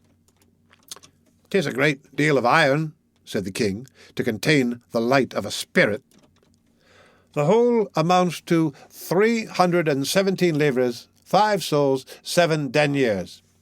Casque-Dieu! Exclaimed the king. At this oath, which was the favourite of Louis XI, someone seemed to awaken in the interior of the cage. The sound of chains was heard grating on the floor, and a feeble voice, which seemed to issue from the tomb, was uplifted. Sire! Sire, mercy! The one who spoke thus could not be seen. 317 livres, 5 sols, 7 deniers, repeated Louis XI. The lamentable voice which had proceeded from the cage had frozen all present, even Master Olivier himself. The king alone wore the air of not having heard. At his order, Master Olivier resumed his reading, and his Majesty coldly continued his inspection of the cage.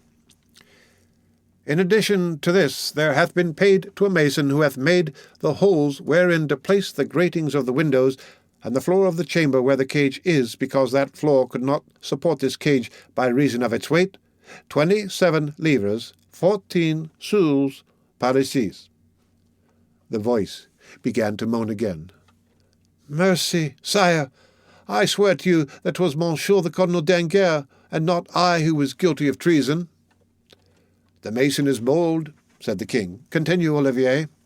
Olivier continued. To a joiner for window frames, bedstead, hollow stool, and other things, 20 livres, 2 sols parisis." The voice also continued, "Alas, sire, will you not listen to me? I protest to you that 'twas not I who wrote the matter to Monseigneur de Gouin, but Monsieur le Cardinal Belleau." "The joiner is dear," quoth the king. "Is that all?" "No, sire, to a glazier for the windows of the said chamber, 46 scols, 8 deniers parisis." "Have mercy, sire! Is it not enough to have given all my goods to my judges, my plate to Monsieur de Torcy, my library to Master Pierre Doriol, my tapestry to the governor of the Roussillon? I am innocent. I have been shivering in an iron cage for 14 years. Have mercy, sire. You will find your reward in heaven." "Master Olivier," said the king, "the total, 367 livres, 8 sols, 3 deniers parisis." "Notre Dame!" cried the king. "This is an outrageous cage." He tore the book from Master Olivier's hands, and set to reckoning it himself upon his fingers, examining the paper and the cage alternately. Meanwhile the prisoner could be heard sobbing.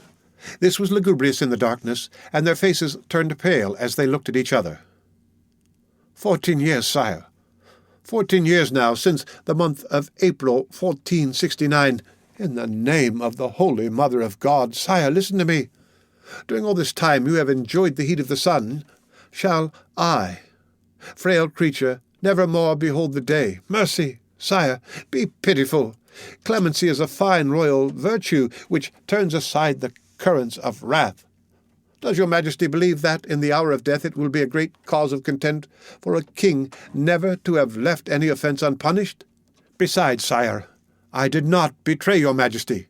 'Twas Monsieur d'Anguers, and I have on my foot a very heavy chain and a great ball of iron at the end, much heavier than it should be in reason. Ah, sire, have pity on me."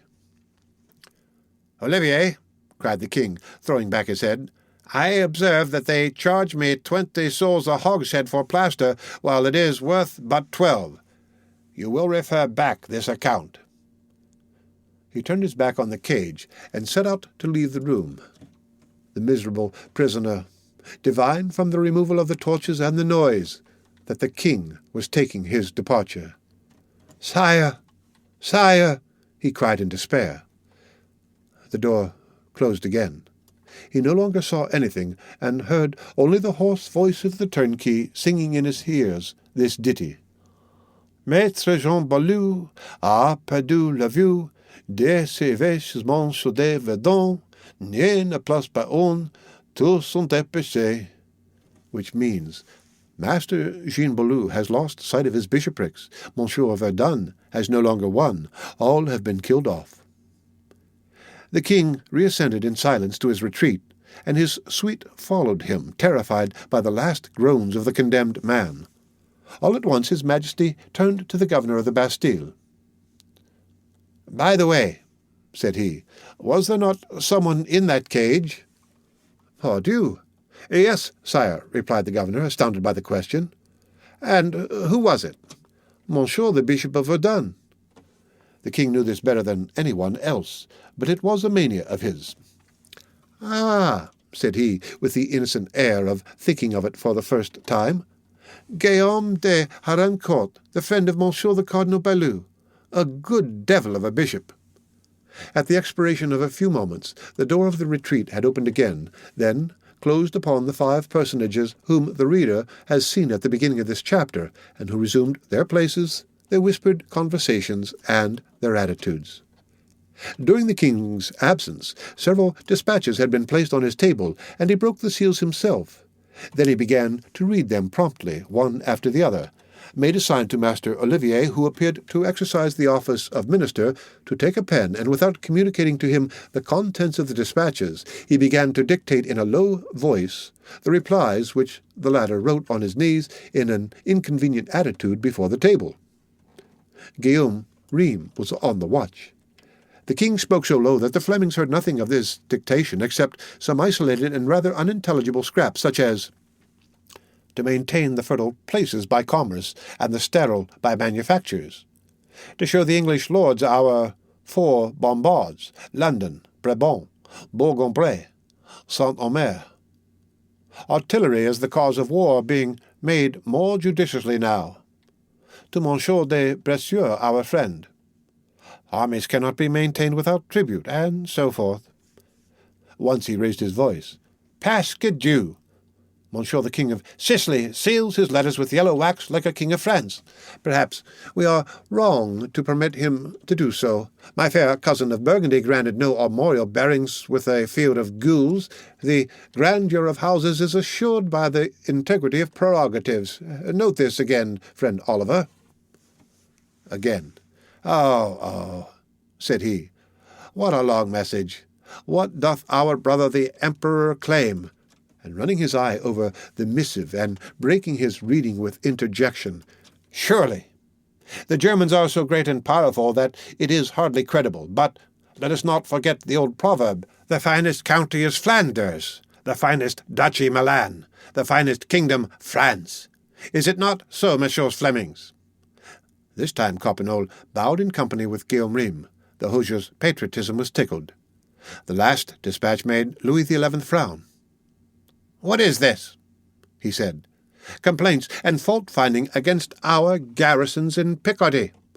Olivier, write with diligence to Monsieur the Marshal de Rouault that discipline is relaxed, that the gendarmes of the unattached troops, the feudal nobles, the free archers, and the Swiss inflict infinite evils on the rustics, that the military, not content with what they find in the houses of the rustics, constrain them with violent blows of cudgel or of lash to go and get wine, spices, and other unreasonable things in the town, that Monsieur the King knows this, that we undertake to guard our people against inconveniences, larcenies, and pillage, that such is our will by Our Lady, that in addition it suits us not that any fiddler, barber, or any soldier of varlet should be clad like a prince, in velvet, cloth of silk, and rings of gold, that these vanities are hateful to God, that we who are gentlemen content ourselves with a doublet of cloth at 16 sols the ell of Paris, that messieurs the camp followers can very well come down to that also. Command and ordain. To Monsieur de Rouault, our friend. Good. He dictated this letter aloud in a firm tone, and in jerks. At the moment when he finished it, the door opened and gave passage to a new personage who precipitated himself into the chamber, crying in affright, Sire, sire, there is sedition of the populace in Paris. Louis XI's grave face contracted, but all that was visible of his emotion passed away like a flash of lightning. He controlled himself and said with tranquil severity, Gossip Jacques, you enter very abruptly. Sire, sire, there is a revolt, repeated Gossip Jacques breathlessly. The king, who had risen, grasped him roughly by the arm and said in his ear in such a manner as to be heard by him alone, with concentrated rage and a sidelong glance at the Flemings, Hold your tongue, or speak low.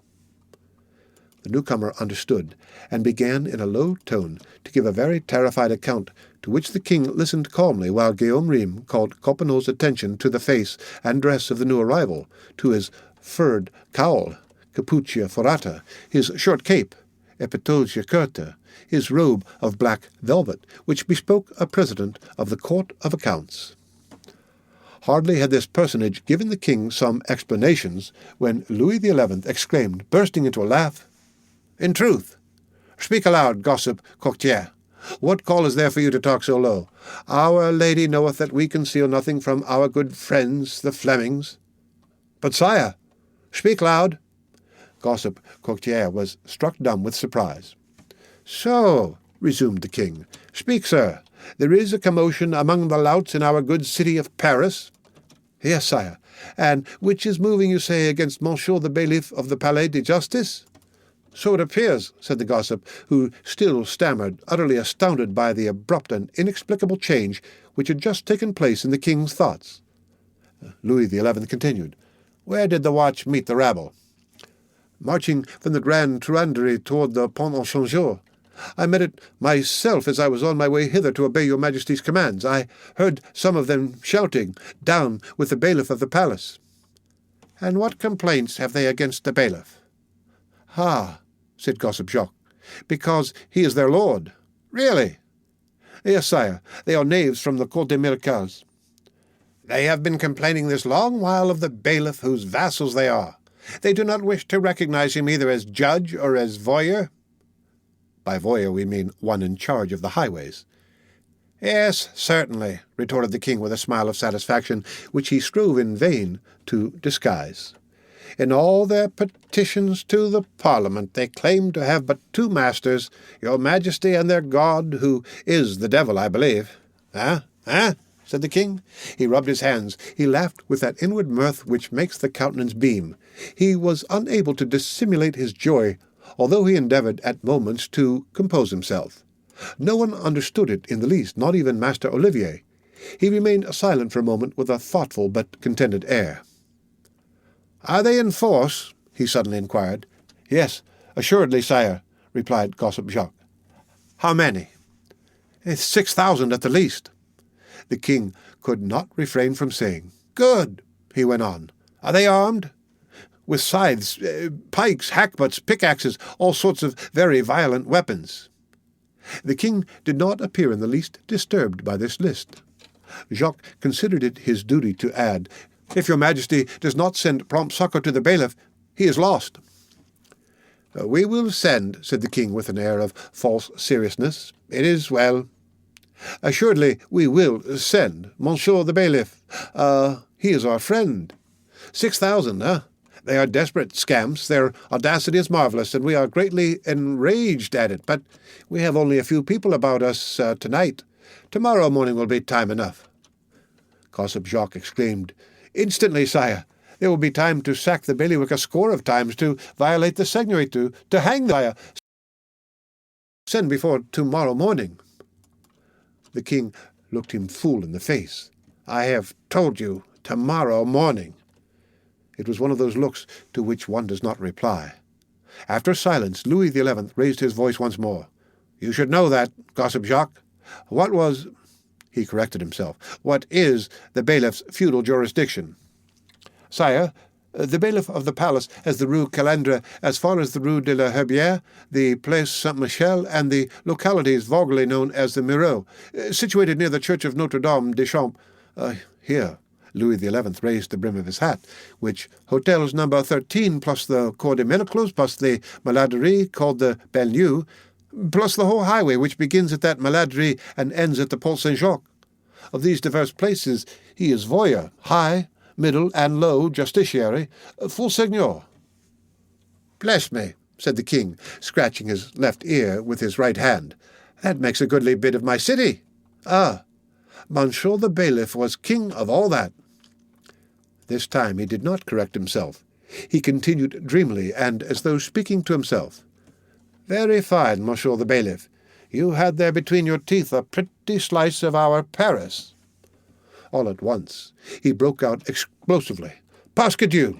What people are those who claim to be voyeurs, justiciaries, lords and masters in our domains, who have their toll-gates at the end of every field, and their hangmen and their gallows at every crossroad among our people, so that, as the Greek believed that he had as many gods as there were fountains, and the Persian as many as he beheld stars, the Frenchman counts as many kings as he sees gibbets? Pardieu!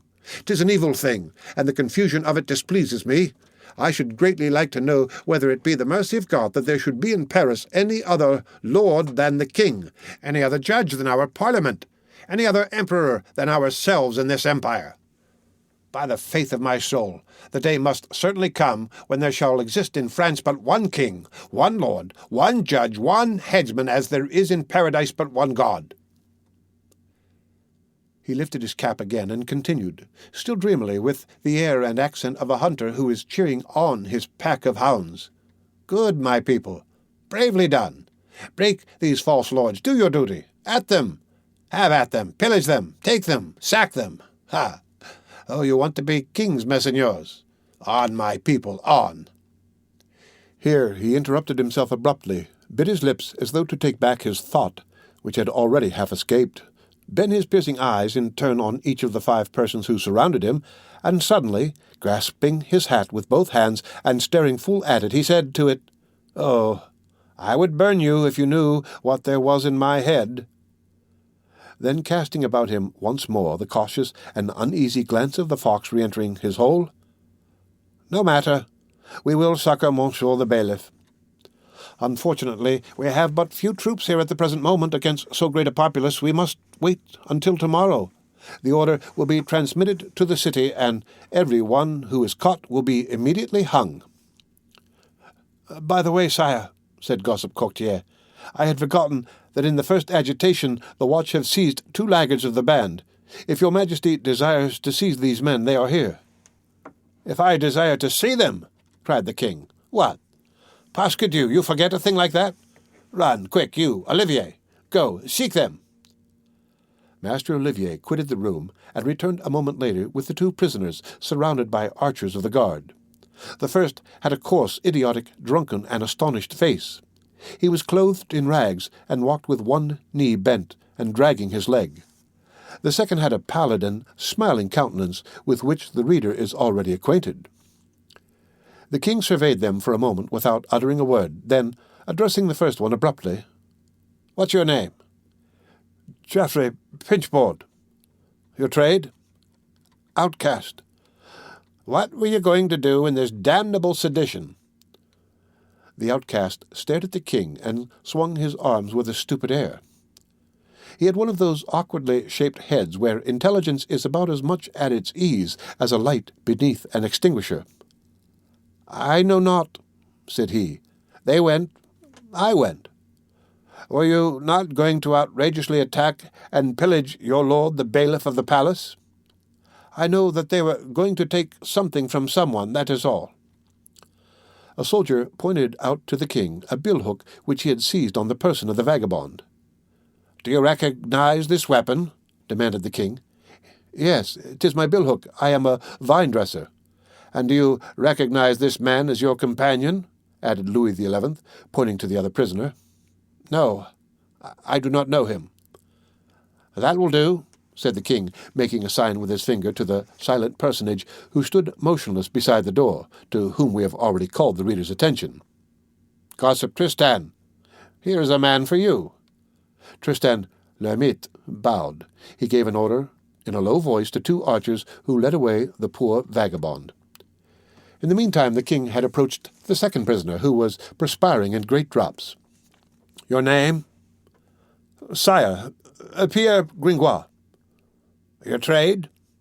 "Philosopher, sire." "How do you permit yourself, knave, to go and besiege our friend Monsieur the bailiff of the palace, and what have you to say concerning this popular agitation?" "Sire, I had nothing to do with it." "Come now, you wanton wretch, were not you apprehended by the watch in that bad company?" "No, sire. There is a mistake. 'Tis a fatality. I make tragedy, sire. I entreat your majesty to listen to me. I am a poet. 'Tis the melancholy way of men of my profession to roam the streets by night. I was passing there. It was mere chance. I was unjustly arrested. I am innocent of this civil tempest. Your majesty sees that the vagabond did not recognize me. I conjure you, your majesty." "Hold your tongue," said the king between 2 swallows of his tisane. "You split our head." Tristan l'Hermite advanced, and pointing to Gringoire, "Sire, can this one be hanged also?" This was the first word that he had uttered. "Phew," replied the king. "I see no objection." "I see a great many," said Gringoire. At that moment our philosopher was greener than an olive. He perceived from the king's cold and indifferent mien that there was no other resource than something very pathetic, and he flung himself at the feet of Louis XI, exclaiming with gestures of despair, "Sire, will your majesty deign to hear me? Sire, break not in thunder over so small a thing as myself. God's great lightning doth not bombard a lettuce. Sire, you are an august and a very puissant monarch. Have pity on a poor man who is honest, and who would find it more difficult to stir up a revolt than a cake of ice would to give out a spark. Very gracious sire, kindness is the virtue of a lion and a king. Alas, rigour only frightens minds. The impetuous gusts of the north wind do not make the traveller lay aside his cloak. The sun, bestowing his rays little by little, warms him in such ways that it will make him strip to his shirt. Sire, you are the sun. I protest to you, my sovereign lord and master, that I am not an outcast, thief, and disorderly fellow. Revolt and brigandage belong not to the outfit of Apollo. I am not the man to fling myself into those clouds which break out into seditious clamour. I am your majesty's faithful vassal. that same jealousy which a husband cherisheth for the honour of his wife, the resentment which the son hath for the love of his father, a good vassal should feel for the glory of his king. He should pine away for the zeal of this house, for the aggrandizement of his service. Every other passion which should transport him would be but madness. These, sire, are my maxims of state. Then do not judge me to be a seditious and thieving rascal because my garment is worn at the elbows. If you will grant me mercy, sire, I will wear it out on the knees in praying to God for you night and morning. Alas, I am not extremely rich, 'tis true. I am even rather poor, but not vicious on that account. It is not my fault. Every one knoweth that great wealth is not to be drawn from literature, and that those who are best posted in good books do not always have a great fire in winter. The advocate's trade taketh all the grain and leaveth only straw to the other scientific professions. There are 40 very excellent proverbs anent the hole-ridden cloak of the philosopher. Oh, sire, clemency is the only light which can enlighten the interior of so great a soul. Clemency beareth the torch before all the other virtues. Without it they are but blind men groping after God in the dark. Compassion, which is the same thing as clemency, causeth the love of subjects, which is the most powerful bodyguard to a prince. What matters it to your majesty, who dazzles all faces, if there is one poor man more on earth, a poor innocent philosopher, spluttering amid the shadows of calamity, with an empty pocket which resounds against his hollow belly? Moreover, sire, I am a man of letters. Great kings make a pearl for their crowns by protecting letters. Hercules did not disdain the title of Musagetes. Matthias Corvin favoured Jean de Monroyal, the ornament of mathematics. Now, 'tis an ill way to protect letters to hang men of letters. What a stain on Alexander if he had hung Aristoteles! This act would not be a little patch on the face of his reputation to embellish it, but a very malignant also to disfigure it, sire. I made a very proper epithalamium for Mademoiselle of Flanders and Monseigneur the very august Dauphin. That is not a firebrand of rebellion. Your Majesty sees that I am not a scribbler of no reputation, that I have studied excellently well, and that I possess much natural eloquence. Have mercy upon me, sire. In so doing, you will perform a gallant deed to Our Lady, and I swear to you that I am greatly terrified at the idea of being hanged." So saying, the unhappy Gringoire kissed the king's slippers, and Guillaume Rym said to Coppenole in a low tone, "He doth well to drag himself on the earth. Kings are like the Jupiter of Crete, they have ears only in their feet."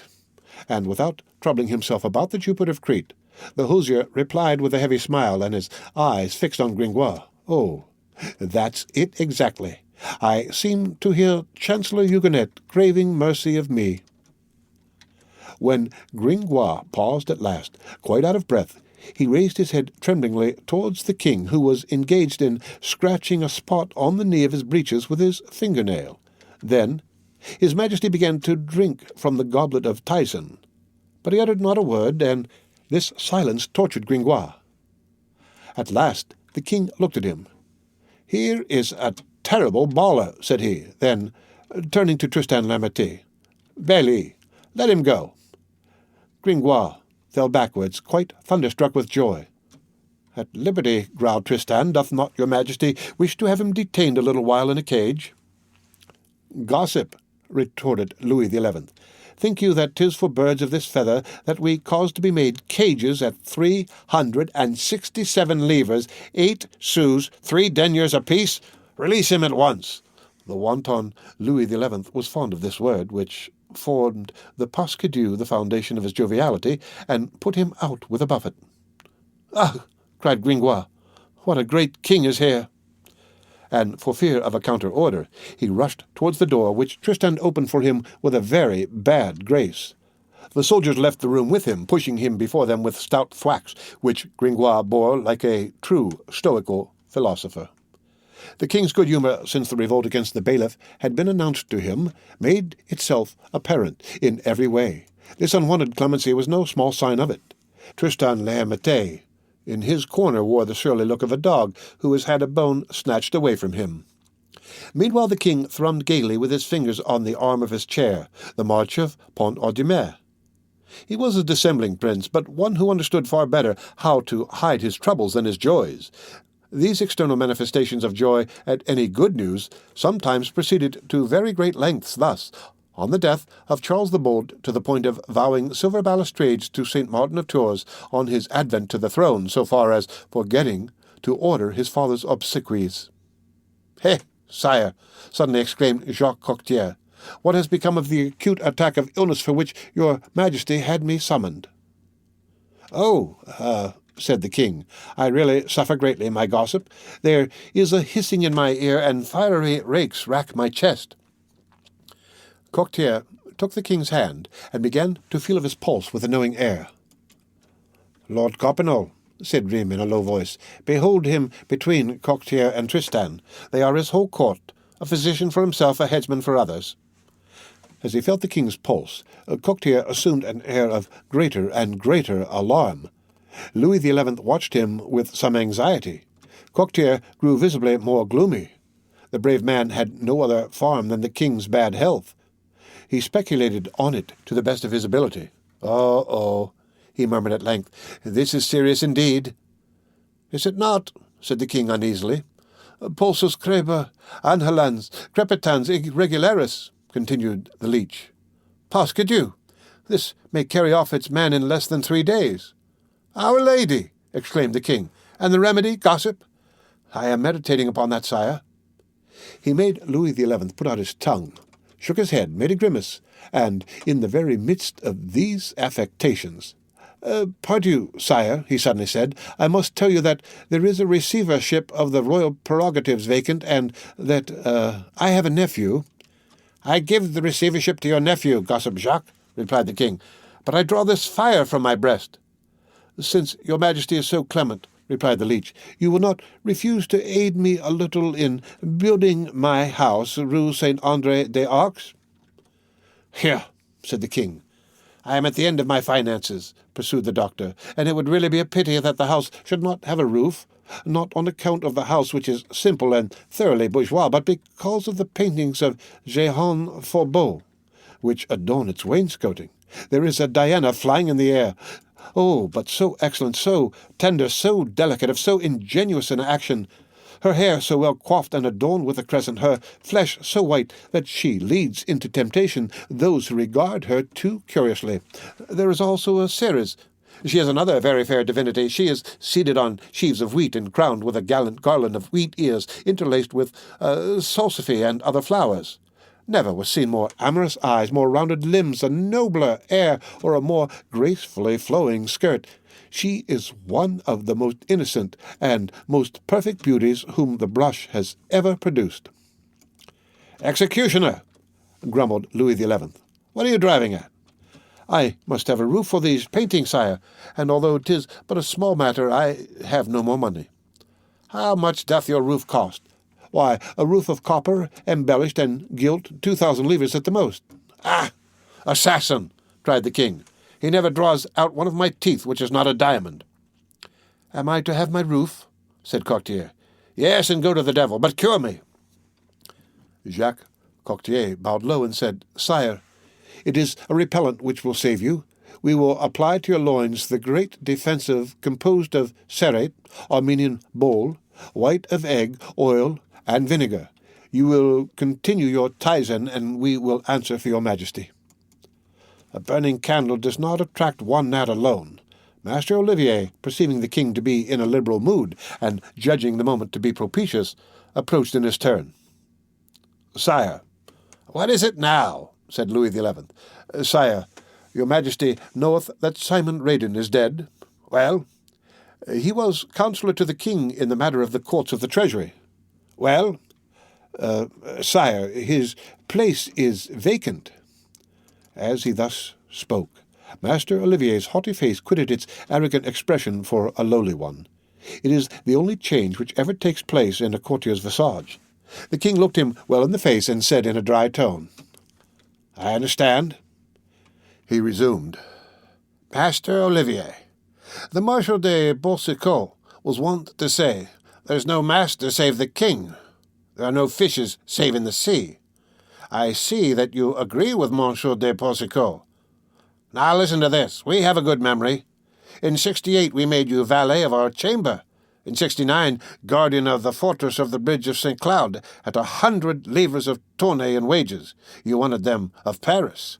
In November 73, by letters given to ␌𝔫𝔫𝔞𥐥, we instituted you keeper of the wood of Vincennes in the place of ␍𝔊𝔕𝔕𝔕𝔕𝔕.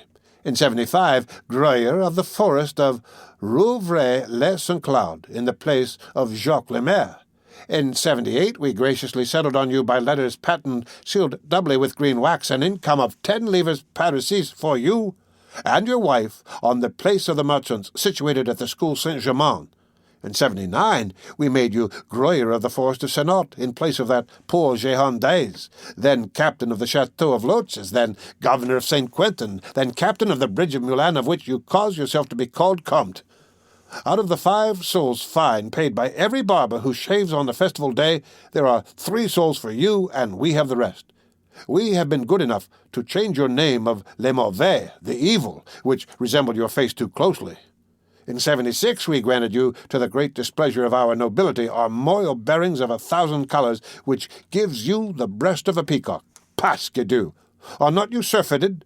Is not the draught of fishes sufficiently fine and miraculous? Are you not afraid that 1 salmon more will make your boat sink? Pride, ruin, and disgrace always press hard on the heels of pride. Consider this, and hold your tongue. These words, uttered with severity, made Master Olivier's face revert to its insolence. "Good," he muttered almost aloud. "'Tis easy to see that the king is ill today. He giveth all to the leech." Louis XI, far from being irritated by this petulant insult, resumed with some gentleness. "Stay, I was forgetting that I made you my ambassador to Madame Marie at Ghent. Yes, gentlemen," added the king, turning to the Flemings, "this man hath been an ambassador. There. My gossip," he pursued, addressing Master Olivier, "let us not get angry. We are old friends. 'Tis very late. We have terminated our labours. Shave me." Our readers have not without doubt waited until the present moment to recognize in Master Olivier that terrible Figaro whom Providence, the great maker of dramas, mingled so artistically in the long and bloody comedy of the reign of Louis XI. We will not here undertake to develop that singular figure. This barber of the king had 3 names. At court he was politely called Olivier, la Dame, which means the deer. Among the people, Olivier the devil. His real name was Olivier le Mauvais. Accordingly, Olivier le Mauvais remained motionless, sulking at the king and glancing askance at Jacques Coctier. "Yes, yes, the physician," he said between his teeth. "Ah, yes, the physician," retorted Louis XI with singular good humour. "The physician has more credit than you. 'Tis very simple. He has taken hold upon us by the whole body, and you hold us only by the chin. Come, my poor barber, all will come right. What would you say, and what would become of your office if I were a king like Chilperic, whose gesture consisted in holding his beard in one hand? Come, gossip mine, fulfil your office, shave me. Go get what you need, therefore." Olivier, perceiving that the king had made up his mind to laugh, and that there was no way of even annoying him, went off grumbling to execute his orders. The king rose, approached the window, and suddenly opening it with extraordinary agitation. "Oh, yes," he exclaimed, clapping his hands. "Yonder is a redness in the sky over the city. 'Tis the bailiff burning. It can be nothing else but that. Ah, my good people, here, you are aiding me at last in tearing down the rights of lordship." Then turning towards the Flemings, "Come, look at this, gentlemen. Is it not a fire which gloweth yonder?" The 2 men of Ghent drew near. "A great fire," said Guillaume Rym. "Oh," exclaimed Coppenole, whose eyes suddenly flashed, "that reminds me of the burning of the house of the Seigneur de Humbercourt. There must be a goodly revolt yonder." "You think so, Master Coppenole?" And Louis XI's glance was almost as joyous as that of the hosier. "Will it not be difficult to resist?" "Cross of God, sire, your majesty will damage many companies of men of war thereon." "Ah, ha, ha, ah! 'Tis different," returned the king. "If I willed—" The hosier replied heartily, "If this revolt be what I suppose, sire, you might will in vain." "Gossip," said Louis XI, "with the 2 companies of my unattached troops and 1 discharge of a serpentine, short work is made of a populace of louts." The hosier, in spite of the signs made to him by Guillaume Rym, appeared determined to hold his own against the king. "Sire, the Swiss were also louts. Monsieur the Duke of Burgundy was a great gentleman, and he turned up his nose at that rabble rout. At the battle of Grandson, sire, he cried, 'Men of the cannon, fire on the villains!' and he swore by St. George. But ℌ𝔞𝔫𝔫𝔞𝔥 hurled himself on the handsome duke with his battle-club, and his people and glittering Burgundian army came in contact with these peasants in bull-hides. It flew in pieces like a pane of glass at the blow of a pebble. Many lords were then slain by low-born knaves, and Monsieur de Châteauguyon, the greatest seigneur in Burgundy, was found dead with his grey horse in a little marsh meadow." "Friend," returned the king, "you are speaking of a battle. The question here is of a mutiny, and I will gain the upper hand of it as soon as it shall please me to frown." The other replied indifferently, "That may be, sire. In that case, 'tis because the people's hour hath not yet come." Guillaume Rym considered it incumbent on him to intervene. "Master Coppenole, you are speaking to a puissant king." "I know it," replied the hosier gravely. "Let him speak, Monsieur Rym, my friend," said the king. "I love this frankness of speech. My father, Charles VII, was accustomed to say that the truth was ailing. I thought her dead, and that she found no confessor. Master Coppenole undeceiveth me." Laying his hand familiarly on Coppenol's shoulder. "You are saying, Master Jacques?" "I say, sire, that you may possibly be in the right, that the hour of the people may not yet have come with you." Louis XI gazed at him with his penetrating eye. "And when will that hour come, master?" "You will hear it strike. On what o'clock, if you please?" Coppenole, with his tranquil and rustic countenance, made the king approach the window. "Listen, sire. There is here a donjon keep, a belfry, cannons, bourgeois, soldiers. When the belfry shall hum, when the cannons shall roar, when the donjon shall fall in ruins amid great noise, when bourgeois and soldiers shall howl and slay each other, the hour will strike." Louis's face grew sombre and dreamy. He remained silent for a moment. Then he gently patted with his hand the thick wall of the donjon as one strokes the haunches of a steed. "Oh, no," said he, "you will not crumble so easily, will you, my good Bastille?" And turning with an abrupt gesture towards the sturdy Fleming, "Have you never seen a revolt, Master Jacques?" "I have made them," said the hosier. "How do you set to work to make a revolt?" said the king. "Ah," replied Coppenole, "'tis not very difficult. There are 100 ways. In the first place, there must be discontent in the city. The thing is not uncommon. And then the character of the inhabitants. Those of Ghent are easy to stir into revolt. They always loved the prince's son. The prince never. Well, one morning, I will suppose, someone enters my shop and says to me, 'Father Coppenole, there is this and there is that. The Demoiselle of Flanders wishes to save her ministers. The Grand Bailiff is doubling the impost on chagrin, or something else, what you will.' I leave my work as it stands. I come out of my hosier's stall and I shout, 'To the sack!' There was always some smashed cask at hand.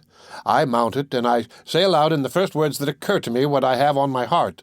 And when one is of the people, sire, one always has something on the heart. Then people troop up.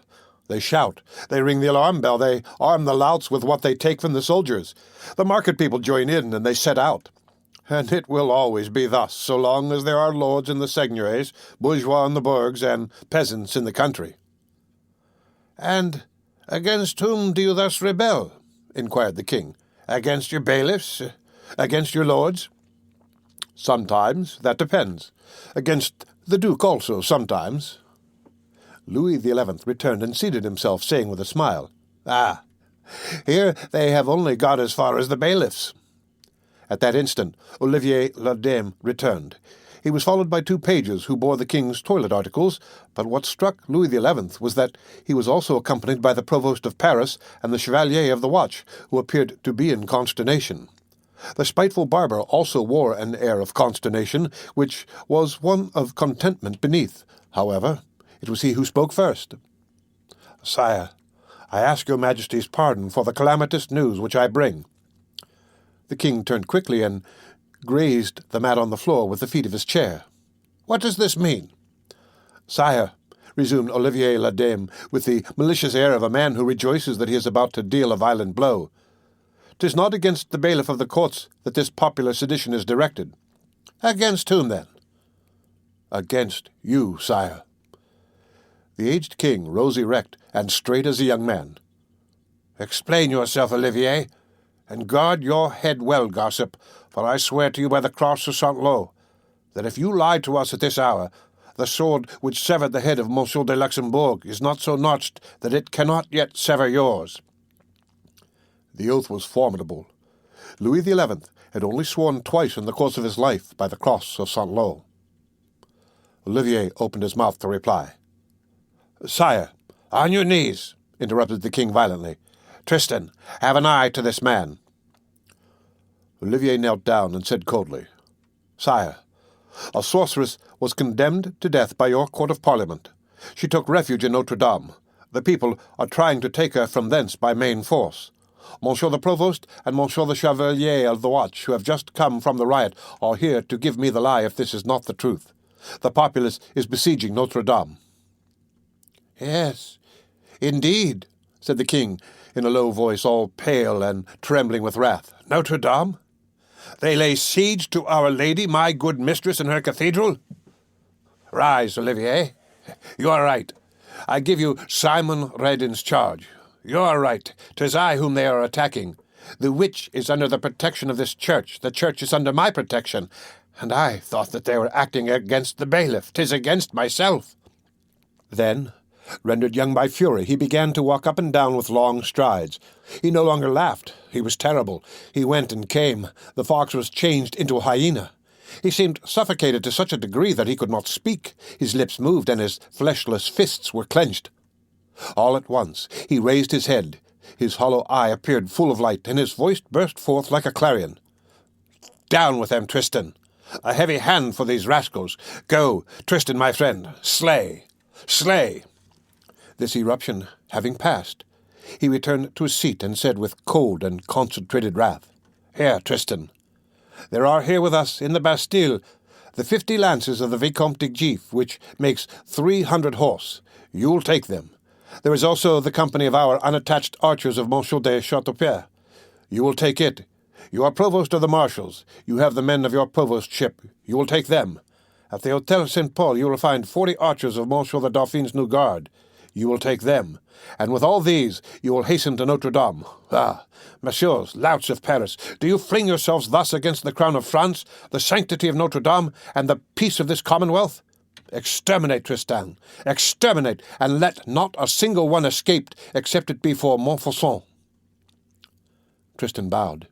"'Tis well, sire." He added after a silence, "And what shall I do with the sorceress?" This question caused the king to meditate. "Ah," said he, "the sorceress. Monsieur d'Estourville, what did the people wish to do with her?" "Sire," replied the provost of Paris, "I imagine that since the populace has come to tear her from her asylum in Notre Dame, 'tis because that impunity wounds them, and they desire to hang her." The king appeared to reflect deeply then, addressing Tristan l'Hermite. "Well, gossip, exterminate the people and hang the sorceress." "That's it," said Rym in a low tone to Coppignol. "Punish the people for willing a thing, and then do what they wish."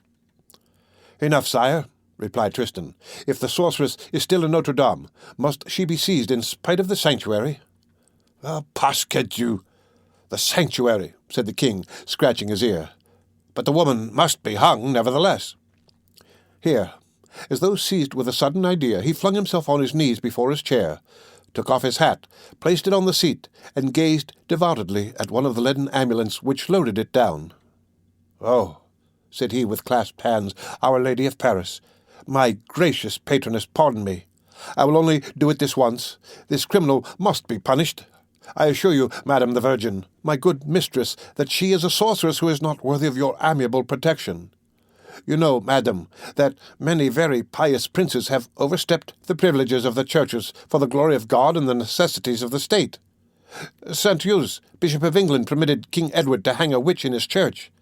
St. Louis of France, my master, transgressed with the same object the church of Monsieur St. Paul, and Monsieur Alphonse, son of the King of Jerusalem, the very church of the Holy Sepulchre. Pardon me, then, for this once, Our Lady of Paris. I will never do so again, and I will give you a fine statue of silver like the one which I gave last year to Our Lady of ℌ𝔞𝔫𝔞𝔥. So be it."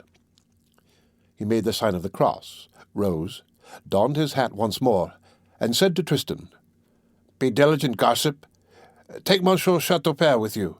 You will cause the tocsin to be sounded. You will crush the populace. You will seize the witch. 'Tis said, and I mean the business of the execution to be done by you. You will render me an account of it. Come, Olivier. I shall not go to bed this night. Shave me." Tristan l'Hermite bowed and departed. Then the king, dismissing Rym and Coppignol with a gesture, "God guard you, messieurs, my good friends the Flemings. Go, take a little repose. The night advances, and we are nearer the morning than the evening." Both retired and gained their apartments under the guidance of the captain of the Bastille.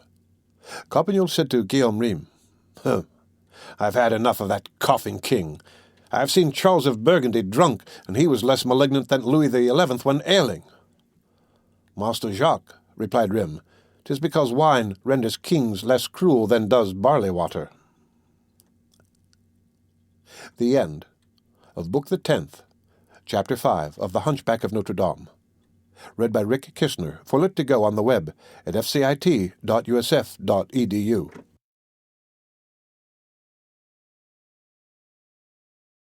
The Hunchback of Notre Dame by Victor Hugo. Volume 2, Book the 10th, Chapter 6. Little Sword in Pocket. On emerging from the Bastille, Gringoire descended the Rue Saint-Antoine with the swiftness of a runaway horse. On arriving at the Baudoyer gate, he walked straight to the stone cross which rose in the middle of that place, as though he were able to distinguish in the darkness the figure of a man clad and cloaked in black who was seated on the steps of the cross. "Is it you, master?" said Gringoire. The personage in black rose. "Death and passion! You make me boil, Gringoire. The man on the tower of Saint-Gervais has just cried 1:30 in the morning." "Oh," retorted Gringoire, "'tis no fault of mine, but of the watch and the king. I have just had a narrow escape. I always just miss being hung. 'Tis my predestination." "You lack everything," said the other, "but come quickly. Have you the password?" "Fancy, master, I have seen the king. I come from him. He wears a fustian breeches. 'Tis an adventure." "Oh, distaff of words, what is your adventure to me? Have you the password of the outcasts?" "I have it. Be at ease. Little sword in pocket." "Good. Otherwise we could not make our way as far as the church. The outcasts bar the streets. Fortunately, it appears that they have encountered resistance. We may still arrive in time." "Yes, master, but how are we to get into Notre Dame?" "I have the key to the tower. And how are we to get out again?" "Behind the cloister there is a little door which opens on the terrain and the water. I have taken the key to it, and I moored a boat there this morning." "I have had a beautiful escape from being hung," Gringoire repeated. "Heh!" "Quick, come," said the other. Both descended towards the city with long strides. The end of Book the 10th, Chapter 6 of The Hunchback of Notre Dame. Read by Rick Kishner, for Lit to Go on the web at fcit.usf.edu.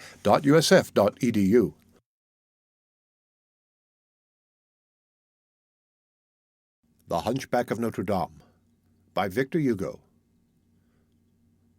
Volume 2, Book the 10th, Chapter 7. Chateaupert to the rescue.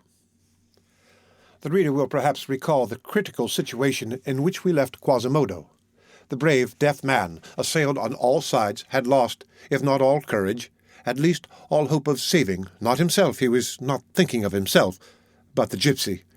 He ran distractedly along the gallery. Notre Dame was on the point of being taken by storm by the outcasts. All at once, a great galloping of horses filled the neighbouring streets, and, with a long file of torches and a thick column of cavaliers, with free reins and lances in rest, these furious sounds debauched on the place like a hurricane. "France! France! Cut down the louts! Chateaupert to the rescue! Provostship! Provostship!" The frightened vagabonds wheeled round. Quasimodo, who did not hear, saw the naked swords, the torches, the irons of the pikes, all that cavalry at the head of which he recognized Captain Phoebus.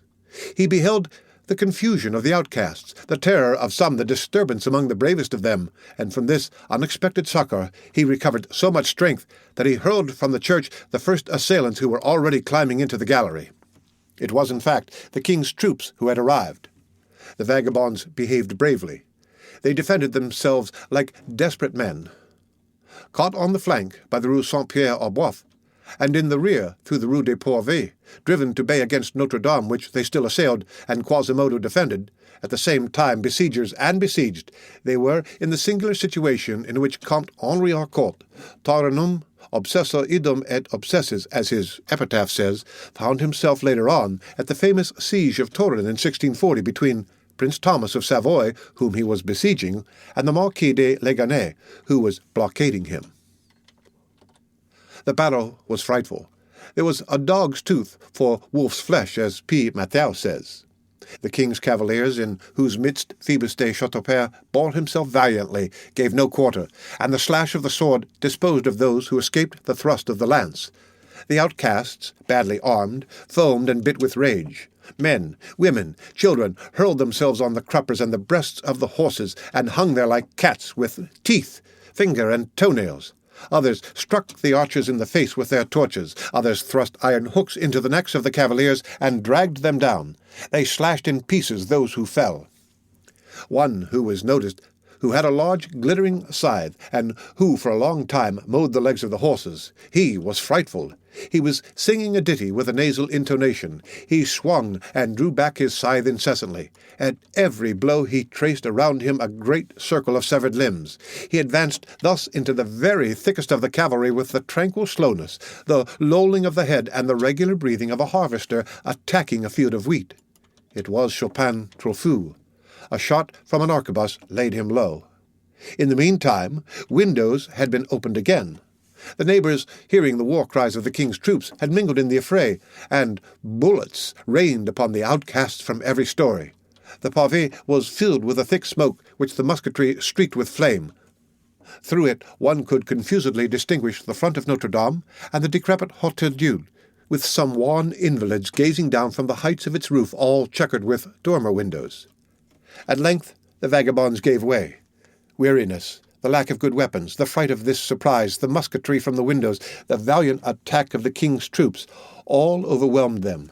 They forced the line of assailants and fled in every direction, leaving the pavé encumbered with dead. When Quasimodo, who had not ceased to fight for a moment, beheld this rout, he fell on his knees and raised his hands to heaven. Then, intoxicated with joy, he ran. He ascended with the swiftness of a bird to that cell, the approaches to which he had so intrepidly defended. He had but one thought now. It was to kneel before her whom he had just saved for the second time. When he entered the cell, he found it empty. The end of Book the 10th, Chapter 7, of The Hunchback of Notre Dame, read by Rick Kishner for Lit2Go, on the web at fcit.usf.edu.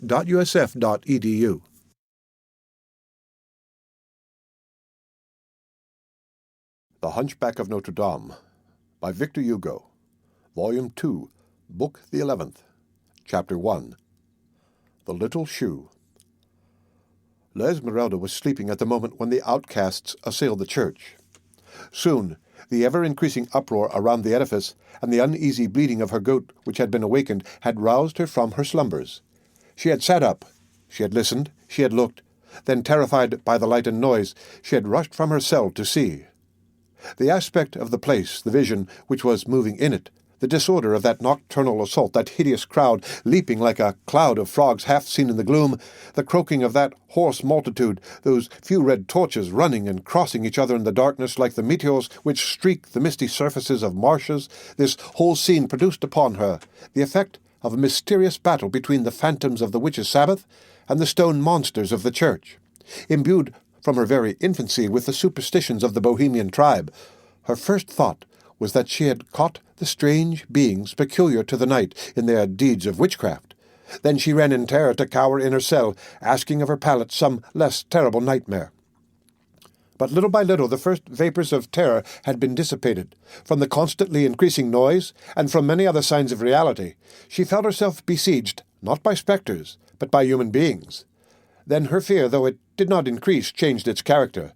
She had dreamed of the possibility of a popular mutiny to tear her from her asylum, the idea of once more recovering life, hope, Phoebus, who was ever present in her future, the extreme helplessness of her condition, flight cut off, no support, her abandonment, her thoughts and 1,000 others overwhelmed her. She fell upon her knees with her head on her bed, her hands clasped over her head, full of anxiety and tremors, and, although a gypsy, an idolater, and a pagan, she began to entreat with sobs mercy from the good Christian God, and to pray to Our Lady, her hostess. For even if one believes in nothing, there are moments in life when one is always of the religion of the temple which is nearest at hand. She remained thus prostrate for a very long time, trembling in truth more than praying, chilled by the ever closer breath of that furious multitude, understanding nothing of this outburst, ignorant of what was being plotted, what was being done, what they wanted, but foreseeing a terrible issue. In the midst of this anguish, she heard someone walking near her. She turned round. 2 men, one of whom carried a lantern, had just entered her cell. She uttered a feeble cry. "Fear nothing," said a voice which was not unknown to her. "It is I." "Who are you?" she asked. "Pierre Gringoire." This name reassured her. She raised her eyes once more and recognized the poet in very fact. But there stood beside him a black figure, veiled from head to foot, which struck her by its silence. "Oh," continued Gringoire in a tone of reproach, "Djali recognized me before you." The little goat had not, in fact, waited for Gringoire to announce his name. No sooner had he entered than he gently rubbed itself against his knees, covering the poet with caresses and with white hairs, for it was shedding its hair. Gringoire returned the caresses. "Who is this with you?" said the gypsy in a low voice. "Be at ease," replied Gringoire. "'Tis one of my friends." Then the philosopher, setting his lantern on the ground, crouched upon the stones, and exclaimed enthusiastically as he pressed Djali in his arms, "Oh, 'tis a graceful beast, more considerable, no doubt, for its neatness than for its size, but ingenious, subtle, and lettered as a grammarian.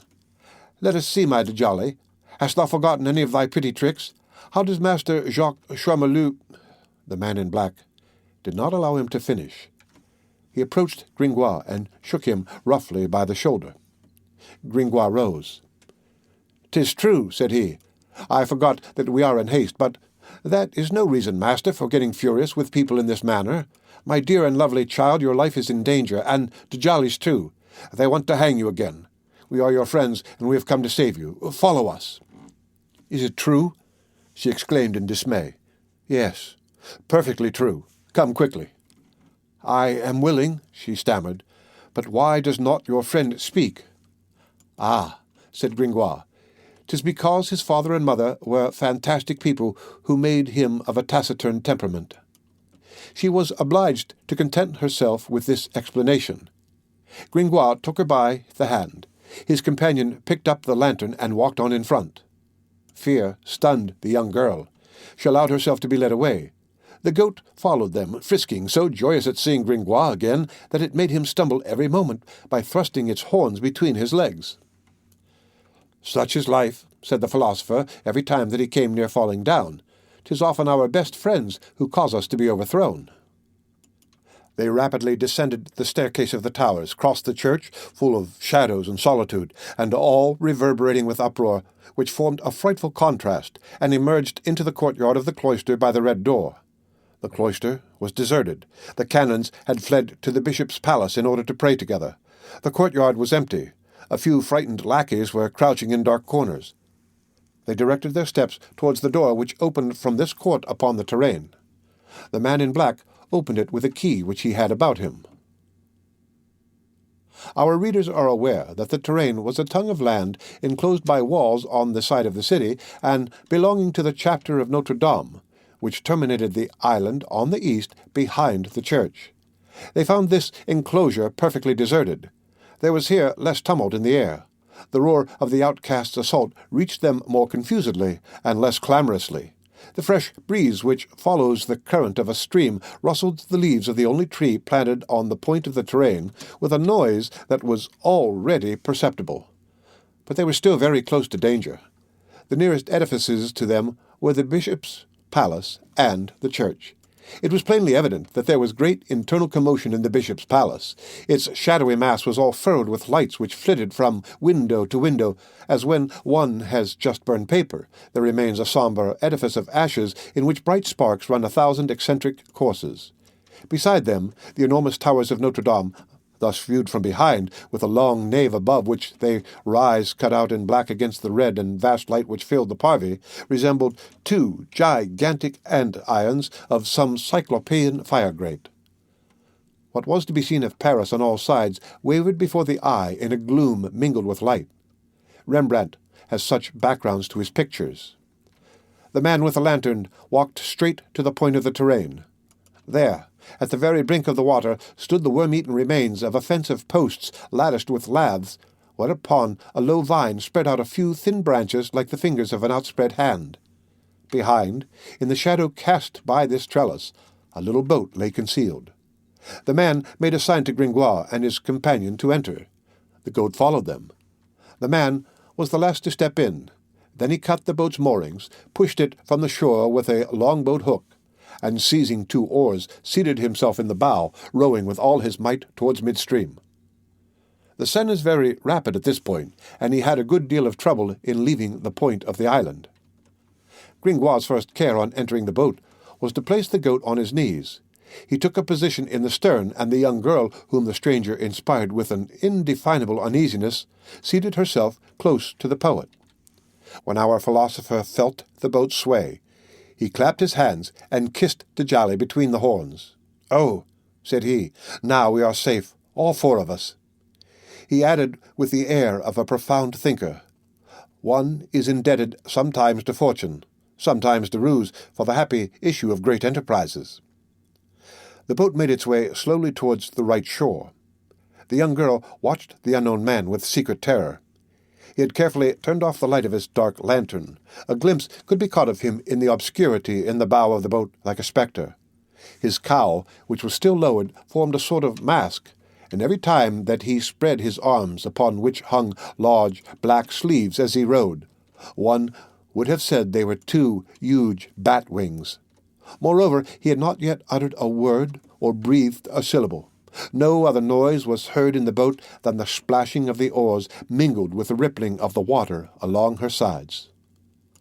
"On my soul," exclaimed Gringoire suddenly, "we are as cheerful and joyous as young owls. We preserve the silence of Pythagoreans or fishes. Pasque Dieu, my friends, I should greatly like to have someone speak to me. The human voice is music to the human ear. 'Tis not I who say that, but Didymus of Alexandria, and they are illustrious words. Assuredly, Didymus of Alexandria is no mediocre philosopher. One word, my lovely child. Say but one word to me, I entreat you. By the way, you had a droll and peculiar little pout. Do you still make it? Do you know, my dear, that Parliament hath full jurisdiction over all places of asylum, and that you were running a great risk in your little chamber at Notre Dame? Alas, the little bird Trochilus maketh its nest in the jaws of the crocodile. Master, here is the moon reappearing. If only they do not perceive us. We are doing a laudable thing in saving mademoiselle, and yet we should be hung by order of the king if we were caught. Alas, human actions are taken by 2 handles. That is branded with disgrace in one which is crowned in another. He admires Cicero, who blames Catiline. Is it not so, master? What say you to this philosophy? I possess philosophy by instinct, by nature, ut apes geometriam. Come, no one answers me. What unpleasant moods you 2 are in. I must do all the talking alone. That is what we call a monologue in tragedy. Pasque Dieu, I must inform you that I have just seen the king, Louis XI, and that I have caught this oath from him. Pasque Dieu. They are still making a hearty howl in the city. 'Tis a villainous, malicious old king. He is all swathed in furs. He still owes me the money for my epithalamium, and he came within a nick of hanging me this evening, which would have been very inconvenient to me. He is niggardly towards men of merit. He ought to read the 4 books of Savien of Cologne, Adversites Avaricium. In truth, 'tis a paltry king in his way with men of letters, and one who commits very barbarous cruelties. He is a sponge to soak money raised from the people. His saving is like the spleen which swelleth with the leanness of all the other members. Hence, complaints against the hardness of the times become murmurs against the prince. Under this gentle and pious sire, the gallows crack with the hung, the blocks rot with blood, the prisons burst like overfull bellies. This king hath one hand which grasps, and one which hangs. He is the procurator of Dame Tax and Monsieur Gibet. The great are despoiled of their dignities, and the little incessantly overwhelmed with fresh oppressions. He is an exorbitant prince. I love not this monarch. And you, master?" The man in black let the garrulous poet chatter on. He continued to struggle against the violent and narrow current which separates the prow of the city and the stem of the island of Notre Dame, which we call today the Isle of St. Louis. "By the way, master," continued Gringoire suddenly, "at the moment when we arrived on the parvis through the enraged outcasts, did your reverence observe that poor little devil whose skull your deaf man was just cracking on the railing of the Gallery of the Kings? I am near-sighted, and I could not recognize him. Do you know who he could be?" The stranger answered not a word, but he suddenly ceased rowing. His arms fell as though broken. His head sank on his breast, and Esmeralda heard him sigh convulsively. She shuddered. She had heard such sighs before. The boat, abandoned to itself, floated for several minutes with the stream, but the man in black finally recovered himself, seized the oars once more, and began to row against the current. He doubled the point of the Isle of Notre Dame, and made for the landing-place of the Port Enfant. "Ah," said Gringoire, "yonder is the Barbeau mansion. Stay, master, look, that group of black roofs which make such singular angles yonder, above that heap of black, fibrous, grimy, dirty crowds where the moon is completely crushed and spread out like the yolk of an egg whose shell is broken. 'Tis a fine mansion. There is a chapel crowned with a small vault full of very well-carved enrichments. Above you can see the bell tower, very delicately pierced. There is also a pleasant garden, which consists of a pond, an aviary, an echo, a mall, a labyrinth, a house for wild beasts, and a quantity of leafy alleys very agreeable to Venus. There is also a rascal of a tree which is called the Lude, because it favoured the pleasures of a famous princess and a constable of France who was a gallant and a wit. Alas!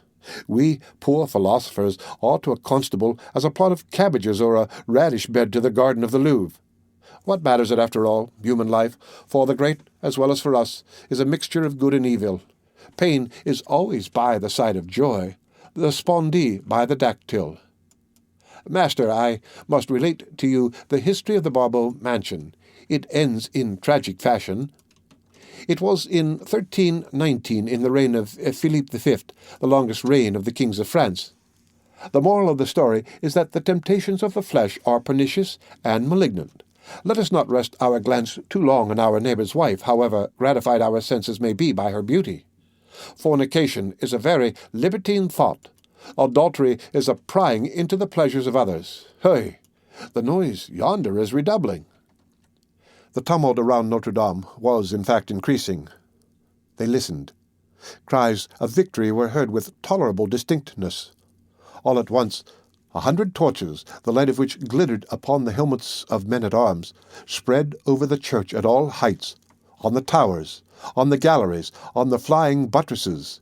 These torches seemed to be in search of something, and soon distant clamours reached the fugitives distinctly. "The gypsy! The sorceress! Death to the gypsy!" The unhappy girl dropped her head upon her hands, and the unknown began to row furiously towards the shore. Meanwhile, our philosopher reflected. He clasped the goat in his arms and gently drew away from the gypsy, who pressed closer and closer to him, as though to the only asylum which remained to her. It is certain that Gringoire was enduring cruel perplexity. He was thinking that the goat also, according to existing law, would be hung if recaptured, which would be a great pity.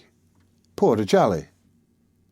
That he had thus 2 condemned creatures attached to him, that his companion asked no better than to take charge of the gypsy. A violent combat began between his thoughts, in which, like the Jupiter of the Iliad, he weighed in turn the gypsy and the goat, and he looked at them alternately with eyes moist with tears, saying between his teeth, "But I cannot save you both." A shock informed them that the boat had reached the land at last. The uproar still filled the city. The unknown rose. approached the gypsy and endeavoured to take her arm to assist her to alight. She repulsed him and clung to the sleeve of Gringoire, who, in his turn, absorbed in the goat, almost repulsed her. Then she sprang alone from the boat. She was so troubled that she did not know what she did or whither she was going. Thus she remained for a moment, stunned, watching the water flow past. When she gradually returned to her senses, she found herself alone on the wharf with the unknown. It appears that Gringoire had taken advantage of the moment of debarkation to slip away with the goat into the block of houses on the rue Grenier-sur-Leau.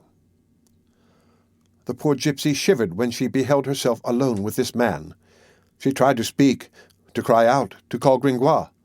Her tongue was dumb in her mouth, and no sound left her lips. All at once she felt the stranger's hand on hers. It was a strong, cold hand. Her teeth chattered. She turned paler than the ray of moonlight which illuminated her. The man spoke not a word. He began to ascend towards the Place de Grève, holding her by the hand. At that moment she had a vague feeling that destiny is an irresistible force. She had no more resistance left in her.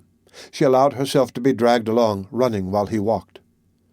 At this spot the quay ascended, but it seemed to her as though she were descending a slope. She gazed about her on all sides. Not a single passer-by. The quay was absolutely deserted. She heard no sound. She felt no people moving, save in the tumultuous and glowing city from which she was separated only by an arm of the Seine, and whence her name reached her mingled with cries of "Death!" The rest of Paris was spread around her in great blocks of shadows. Meanwhile, the stranger continued to drag her along with the same silence and the same rapidity. She had no recollection of any of the places where she was walking. As she passed before a lighted window, she made an effort, drew up suddenly, and cried out, "Help!" The bourgeois, who was standing at the window, opened it, appeared there in his shirt with his lamp, stared at the quay with a stupid air, uttered some words which she did not understand, and closed his shutter again. It was her last gleam of hope, extinguished. The man in black did not utter a syllable. He held her firmly, and set out again at a quicker pace. She no longer resisted, but followed him, completely broken. From time to time she called together a little strength and said in a voice broken by the unevenness of the pavement and the breathlessness of their flight, "Who are you? Who are you?" He made no reply. They arrived thus, still keeping along the quay, at a tolerably spacious square. It was the Grève. In the middle a sort of black, erect cross was visible. It was the gallows. She recognized all this, and saw where she was. The man halted, turned towards her, and raised his cowl. "Oh," she stammered, almost petrified. "I knew well that it was he again." It was the priest. He looked like the ghost of himself. That is an effect of the moonlight. It seems as though one beheld only the spectres of things in that light. "Listen," he said to her, and she shuddered at the sound of that fatal voice which she had not heard for a long time. He continued speaking with those brief and panting jerks which betoken deep internal convulsions. "Listen, we are here. I am going to speak to you. This is the Grève. This is an extreme point. Destiny gives us to one another. I am going to decide as to your life. You will decide as to my soul. Here is a place, here is a night beyond which one sees nothing. Then listen to me. I am going to tell you. In the first place, speak not to me of your Phoebus." As he spoke thus, he paced to and fro like a man who cannot remain in one place, and dragged her after him. "Do not speak to me of him, do you see? If you utter that name, I know not what I shall do, but it will be terrible." Then, like a body which recovers its centre of gravity, he became motionless once more, but his words betrayed no less agitation. His voice grew lower and lower. "Listen to me. It is a serious matter. In the first place, here is what has happened. All this will not be laughed at, I swear it to you. What was I saying? Remind me. Oh, there is a decree of Parliament which gives you back to the scaffold. I have just rescued you from their hands, but they are pursuing you. Look."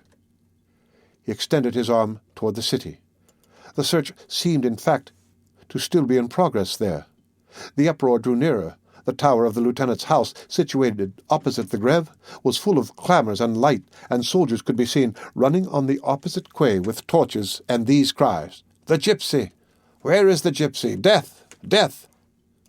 You see that they are in pursuit of you, and that I am not lying to you. I love you. Do not open your mouth. Refrain from speaking to me, rather, if it be only to tell me that you hate me. I have made up my mind not to hear that again. I have just saved you.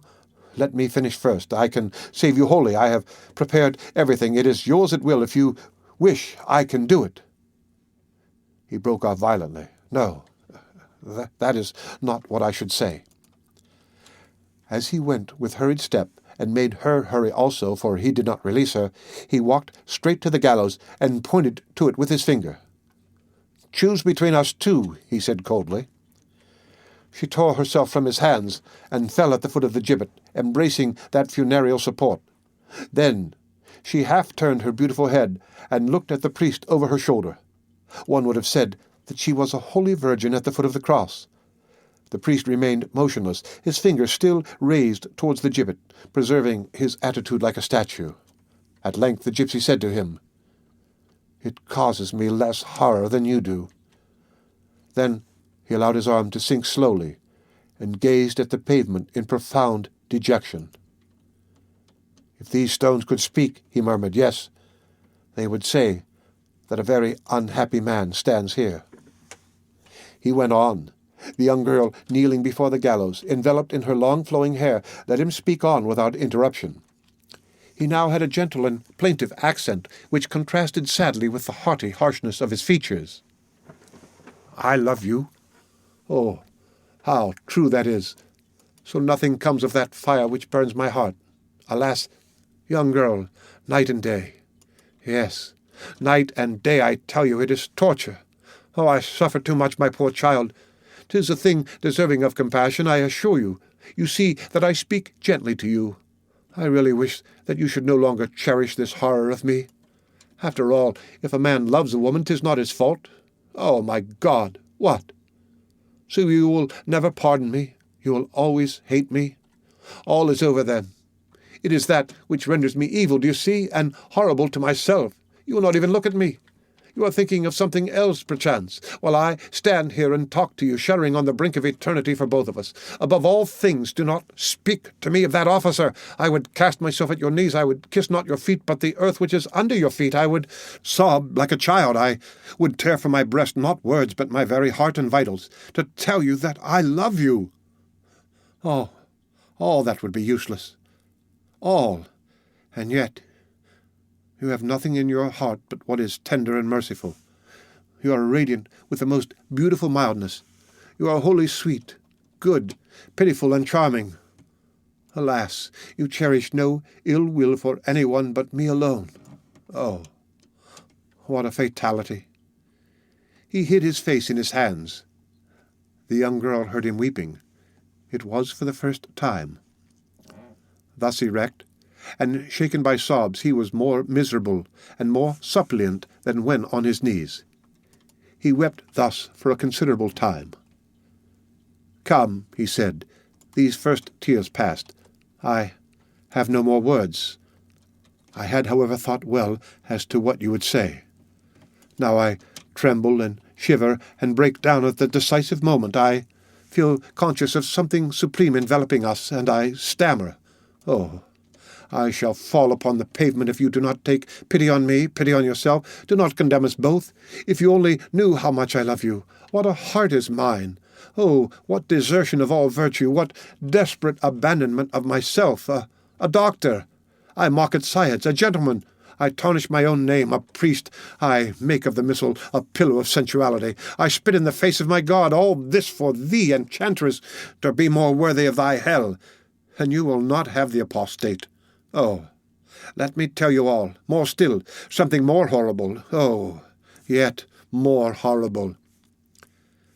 As he uttered these last words, his air became utterly distracted. He was silent for a moment, and resumed as though speaking to himself, and in a strong voice, "Cain, what hast thou done with thy brother?" There was another silence, and he went on, "What have I done with him, Lord? I received him, I reared him, I nourished him, I loved him, I idolized him, and I have slain him. Yes, Lord, they have just dashed his head before my eyes on the stone of thine house. And it is because of me, because of this woman, because of her." His eye was wild. His voice grew ever weaker. He repeated many times, yet mechanically, at tolerably long intervals, like a bell prolonging its last vibration, "Because of her. Because of her."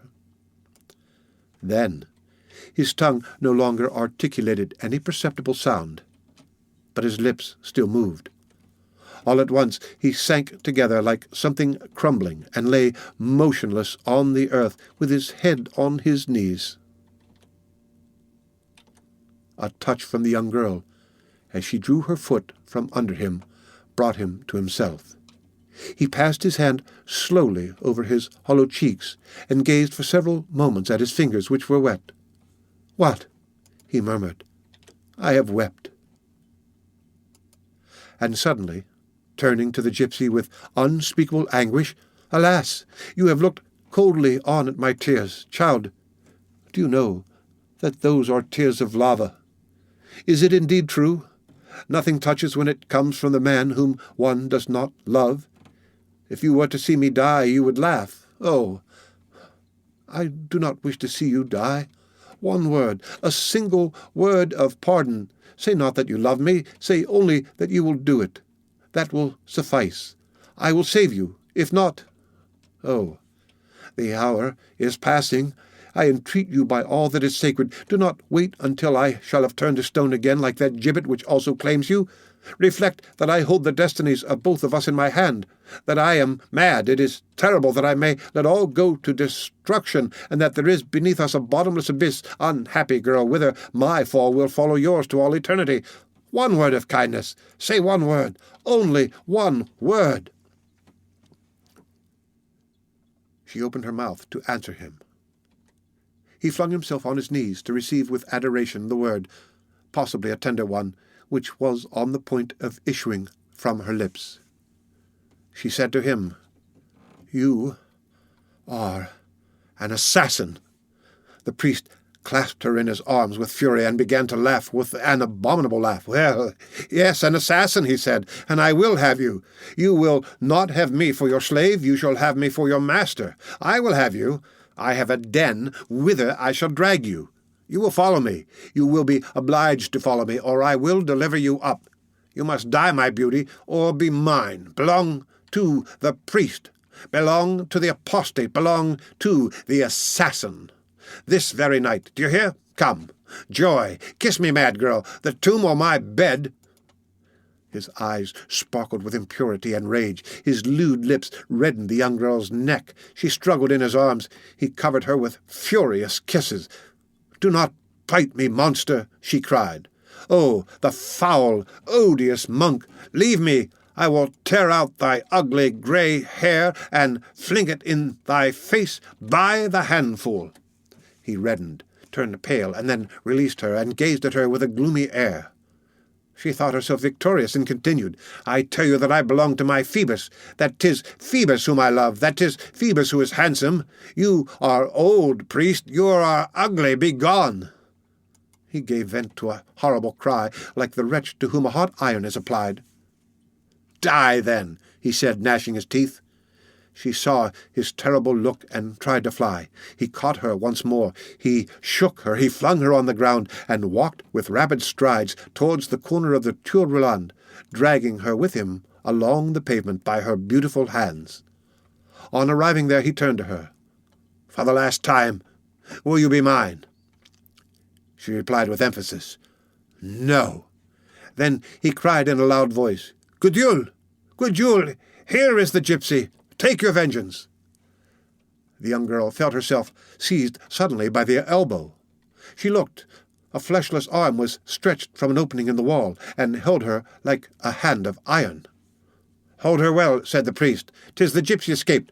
Release her not. I will go in search of the sergeants. You shall see her hanged." A guttural laugh replied from the interior of the wall, to those bloody words. Ha! Ha! Ha! The gypsy watched the priest retire in the direction of the Pont Notre Dame. A cavalcade was heard in that direction. The young girl had recognized the spiteful recluse. Panting with terror, she tried to disengage herself. She writhed. She made many starts of agony and despair. But the other held her with incredible strength. The lean and bony fingers which bruised her clenched on her flesh and met around it. One would have said that this hand was riveted to her arm. It was more than a chain, more than a fetter, more than a ring of iron. It was a living pair of pincers endowed with intelligence which emerged from the wall. She fell back against the wall, exhausted, and then the fear of death took possession of her. She thought of the beauty of life, of youth, of the view of heaven, the aspect of nature, of her love for Phoebus, of all that was vanishing and all that was approaching, of the priest who was denouncing her, of the headsman who was to come, of the gallows which was there. Then she felt terror mount to the very roots of her hair, and she heard the mocking laugh of the recluse saying to her in a very low tone, "You are going to be hanged." She turned a dying look towards the window, and she beheld the fierce face of the sacked nun through the bars. "What have I done to you?" she said, almost lifeless. The recluse did not reply, but began to mumble with a sing-song, irritated, mocking intonation.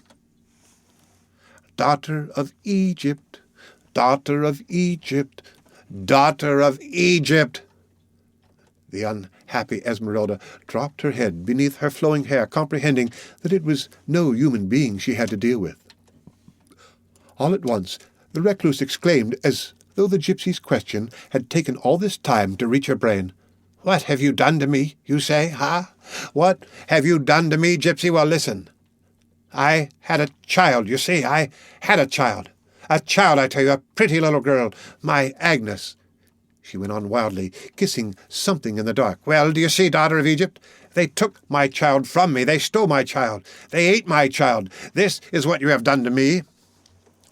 The young girl replied like a lamb, "Alas, perchance I was not born then." "Oh, yes," returned the recluse, "you must have been born. You were among them. She would be the same age as you. So, I have been here 15 years. 15 years have I suffered. 15 years have I prayed. 15 years have I beat my head against these four walls. I tell you that 'twas the gypsies who stole her from me. Do you hear that? And who ate her with their teeth. Have you a heart? Imagine a child playing, a child sucking, a child sleeping. It is so innocent a thing. Well, that is what they took from me, what they killed. God knows it well. Today it is my turn. I am going to eat the gypsy. Oh, I would bite you well if the bars did not prevent me. My head is too large, poor little one, while she was asleep. And if they woke her up when they took her in vain, she might cry, 'I was not there.' Ah, gypsy mothers, you devoured my child. Come, see your own." Then she began to laugh, or to gnash her teeth, for the two things resembled each other in that furious face. The day was beginning to dawn. An ashy gleam dimly lighted this scene, and the gallows grew more and more distinct in the square. On the other side, in the direction of the bridge of Notre Dame, the poor condemned girl fancied that she heard the sound of cavalry approaching. "Madam," she cried, clasping her hands and falling on her knees, dishevelled, distracted, mad with fright. "Madam, have pity. They are coming. I have done nothing to you. Would you wish to see me die in this horrible fashion before your very eyes? You are pitiful, I am sure. It is too frightful. Let me make my escape. Release me. Mercy, I do not wish to die like that." "Give me back my child," said the recluse. "Mercy, mercy! Give me back my child. Release me in the name of heaven. Give me back my child." Again, the young girl, exhausted, broken, and having already the glassy eye of a person in the grave. "Alas," she faltered, "you seek your child. I seek my parents. Give me back my little Agnes, pursued Gudule. You do not know where she is? Then die. I will tell you. I was a woman of the town. I had a child. They took my child. It was the gypsies. You see plainly that you must die. When your mother, the gypsy, comes to reclaim you, I shall say to her, Mother, look at that gibbet, or give me back my child. Do you know where she is, my little daughter? Stay, I will show you. Here is her shoe, all that is left me of her. Do you know where its mate is? If you know, tell me. And if it is only at the other end of the world, I will crawl to it on my knees.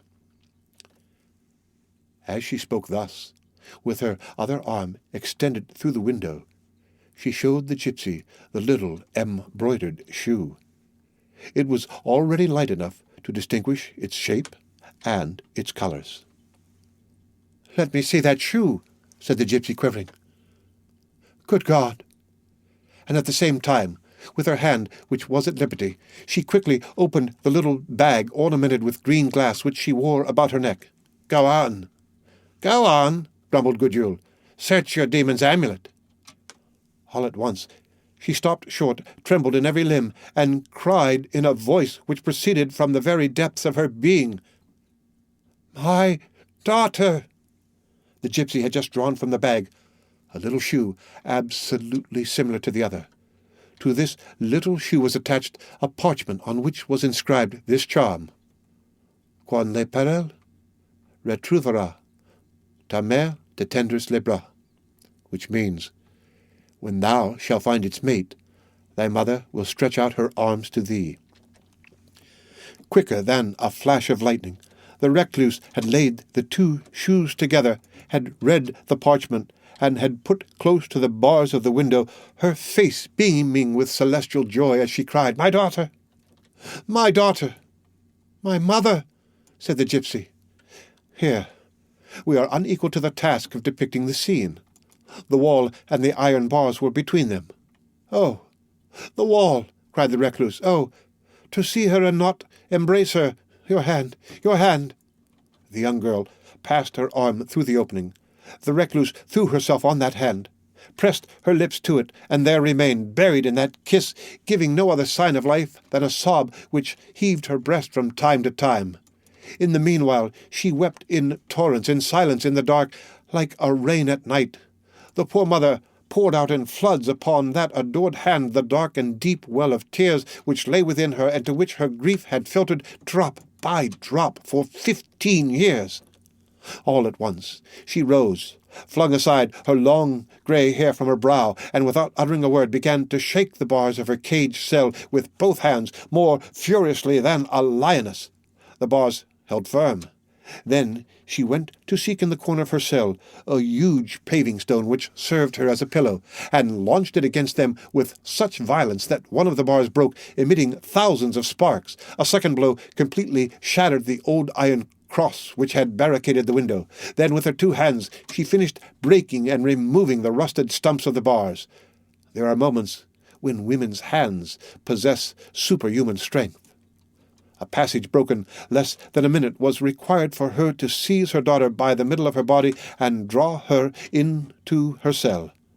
"Come, let me draw you out of the abyss," she murmured. When her daughter was inside the cell, she laid her gently on the ground, then raised her up again, and bearing her in her arms as though she were still only her little Agnes, she walked to and fro in her little room, intoxicated, frantic, joyous, crying out, singing, kissing her daughter, talking to her, bursting into laughter, melting into tears, all at once and with vehemence. "My daughter! My daughter!" she said. "I have my daughter. Here she is. The good God has given her back to me. Ha ha! You! Come, all of you! Is there anyone there to see that I have my daughter? Lord Jesus, how beautiful she is! You have made me wait 15 years, my good God, but it was in order to give her back to me beautiful. Then the gypsies did not eat her. Who said so? My little daughter, kiss me. Those good gypsies. I love the gypsies. It is really you. That was what made my heart leap every time that you passed by, and I took that for hatred. Forgive me, my Agnes, forgive me. You thought me very malicious, did you not? I love you. Have you still the little mark on your neck? Let us see. She still has it. Oh, you are beautiful. It was I who gave you those big eyes, mademoiselle. Kiss me. I love you. It is nothing to me that other mothers have children. I scorn them now. They have only to come and see. Here is mine. See, her neck, her eyes, her hair, her hands. Find me anything as beautiful as that. Oh, I promise you she will have lovers, that she will. I have wept for 15 years. All my beauty has departed and has fallen to her. Kiss me. She addressed to her 1,000 other extravagant remarks whose accent constituted their sole beauty, disarranged the poor girl's garments even to the point of making her blush, smoothed her silky hair with her hand, kissed her foot, her knee, her brow, her eyes, was in raptures over everything. The young girl let her have her way, repeating at intervals and very low, and with infinite tenderness, "My mother." "Do you see, my little girl," resumed the recluse, interspersing her words with kisses, "I shall love you dearly. We will go away from here. We are going to be very happy. I have inherited something in Reims, in our country. You know Reims? Oh, no, you do not know it. You are too small. If only you knew how pretty you were at the age of 4 months. Tiny feet that people came even from ℌ𝔞𝔫𝔞𝔥, which is 7 leagues away, to see.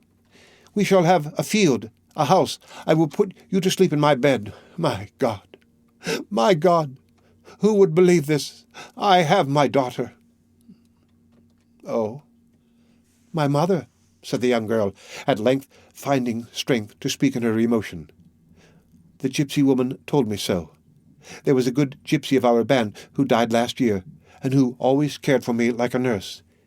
It was she who placed this little bag about my neck. She always said to me, 'Little one, guard this jewel well. 'Tis a treasure. It will cause thee to find thy mother once again. Thou wearest my mother about thy neck. The gypsy predicted it.'" The ℌ𝔞𝔫𝔞𝔥 again pressed her daughter in her arms. "Come, let me kiss you. You say that prettily.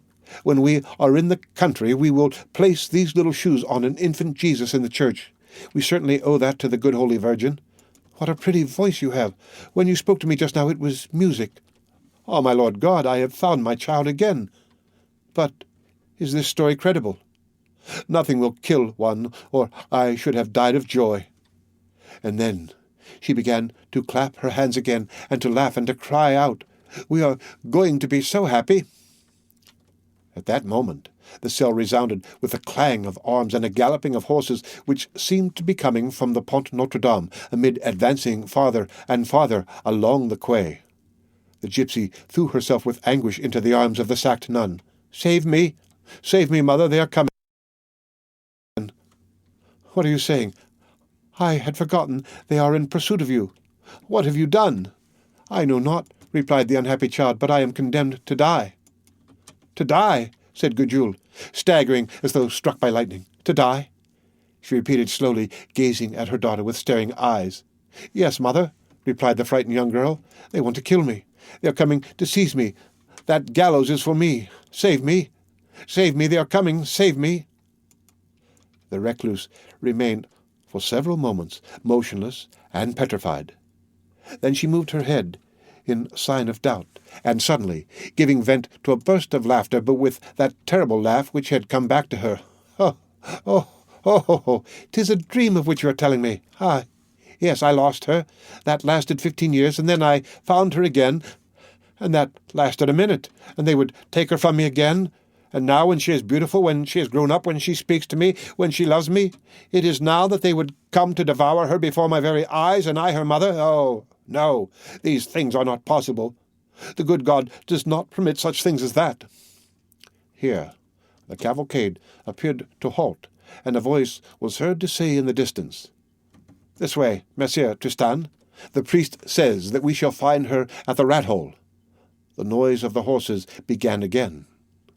The recluse sprang to her feet with a shriek of despair. "Fly! Fly, my child! All comes back to me. You are right. It is your death, horror, maledictions. Fly!" She thrust her head through the window and withdrew it again hastily. "Remain," she said in a low, curt, in lugubrious tone, as she pressed the hand of the gypsy who was more dead than alive. "Remain. Do not breathe. There are soldiers everywhere. You cannot get out. It is too light."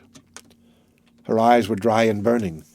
She remained silent for a moment, but she paced the cell hurriedly, and halted now and then to pluck out handfuls of her grey hairs, which she afterwards tore with her teeth. Suddenly she said, "They draw near. I will speak with them. Hide yourself in this corner. They will not see you. I will tell them that you have made your escape, that I released you in faith." She set her daughter down, for she was still carrying her, in one corner of the cell, which was not visible from without. She made her crouch down, arranged her carefully so that neither foot nor hand projected from the shadow, untied her black hair, which she spread over her white robe to conceal it, placed in front of her jug and her paving-stone, the only articles of furniture which she possessed, imagining that this jug and stone would hide her. And when this was finished, she became more tranquil and knelt down to pray. The day, which was only dawning, still left many shadows in the rat-hole. At that moment, the voice of the priest, that infernal voice, passed very close to the cell, crying, "This way, Captain Phoebus de Chateaupert." At that name, at that voice, ℌ𝔞𝔫𝔞𝔥, crouching in her corner, made a movement. "Do not stir," said ℍ𝔬𝔫𝔞𝔥. She had barely finished when a tumult of men, swords, and horses halted around the cell. The mother rose quickly and went to post herself before her window in order to stop it up. She beheld a large troop of armed men, both horse and foot, drawn up on the ℍ𝔬𝔫𝔞𝔥. The commander dismounted and came towards her.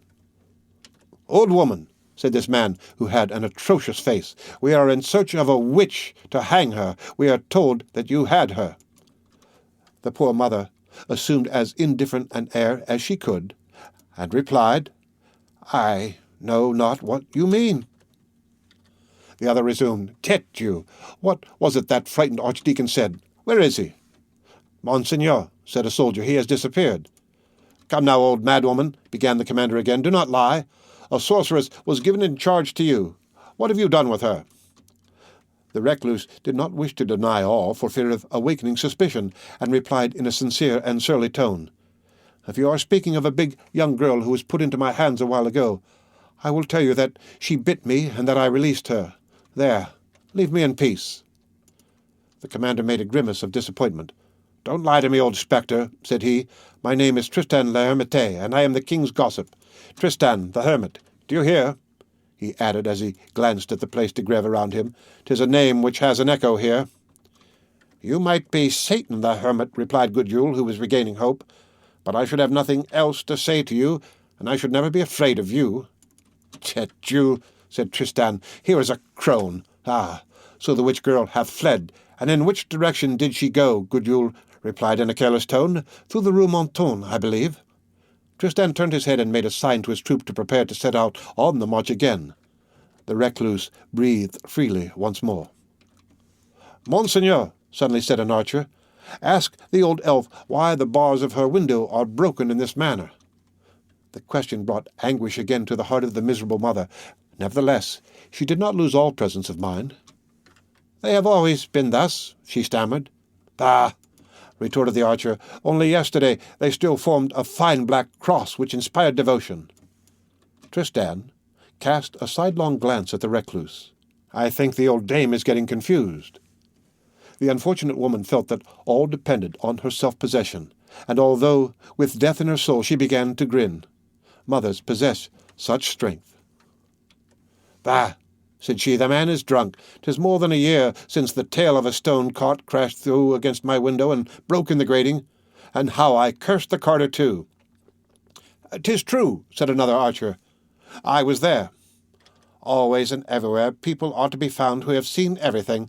This unexpected testimony from the archer re-encouraged the recluse, whom this interrogatory was forcing to cross an abyss on the edge of a knife, but she was condemned to a perpetual alternative of hope and alarm.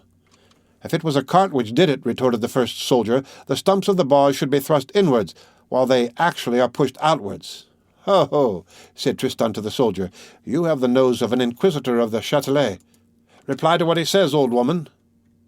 "Good heavens!" she exclaimed, driven to bay, and in a voice that was full of tears in despite of her efforts. I swear to you, Monseigneur, that 'twas a cart which broke those bars. You hear the man who saw it, and then what is that to do with your gypsy?" "Ha!"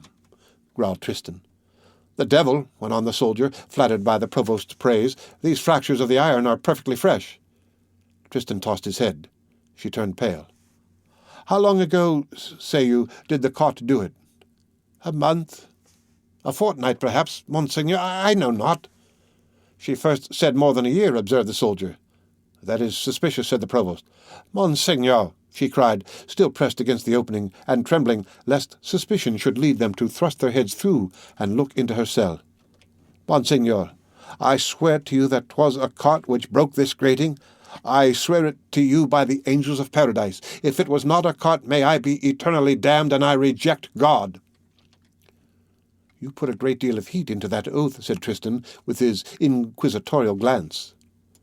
The poor woman felt her assurance vanishing more and more. She had reached the point of blundering, and she comprehended with terror that she was saying what she ought not to have said. Here another soldier came up, crying, "Monsieur, the old hag lies. The sorceress did not flee through the Rue des Moutons. The street chain has remained stretched all night, and the chain guard has seen no one pass." Tristan, whose face became more sinister with every moment, addressed the recluse. "What have you to say to that?" She tried to make head against this new incident.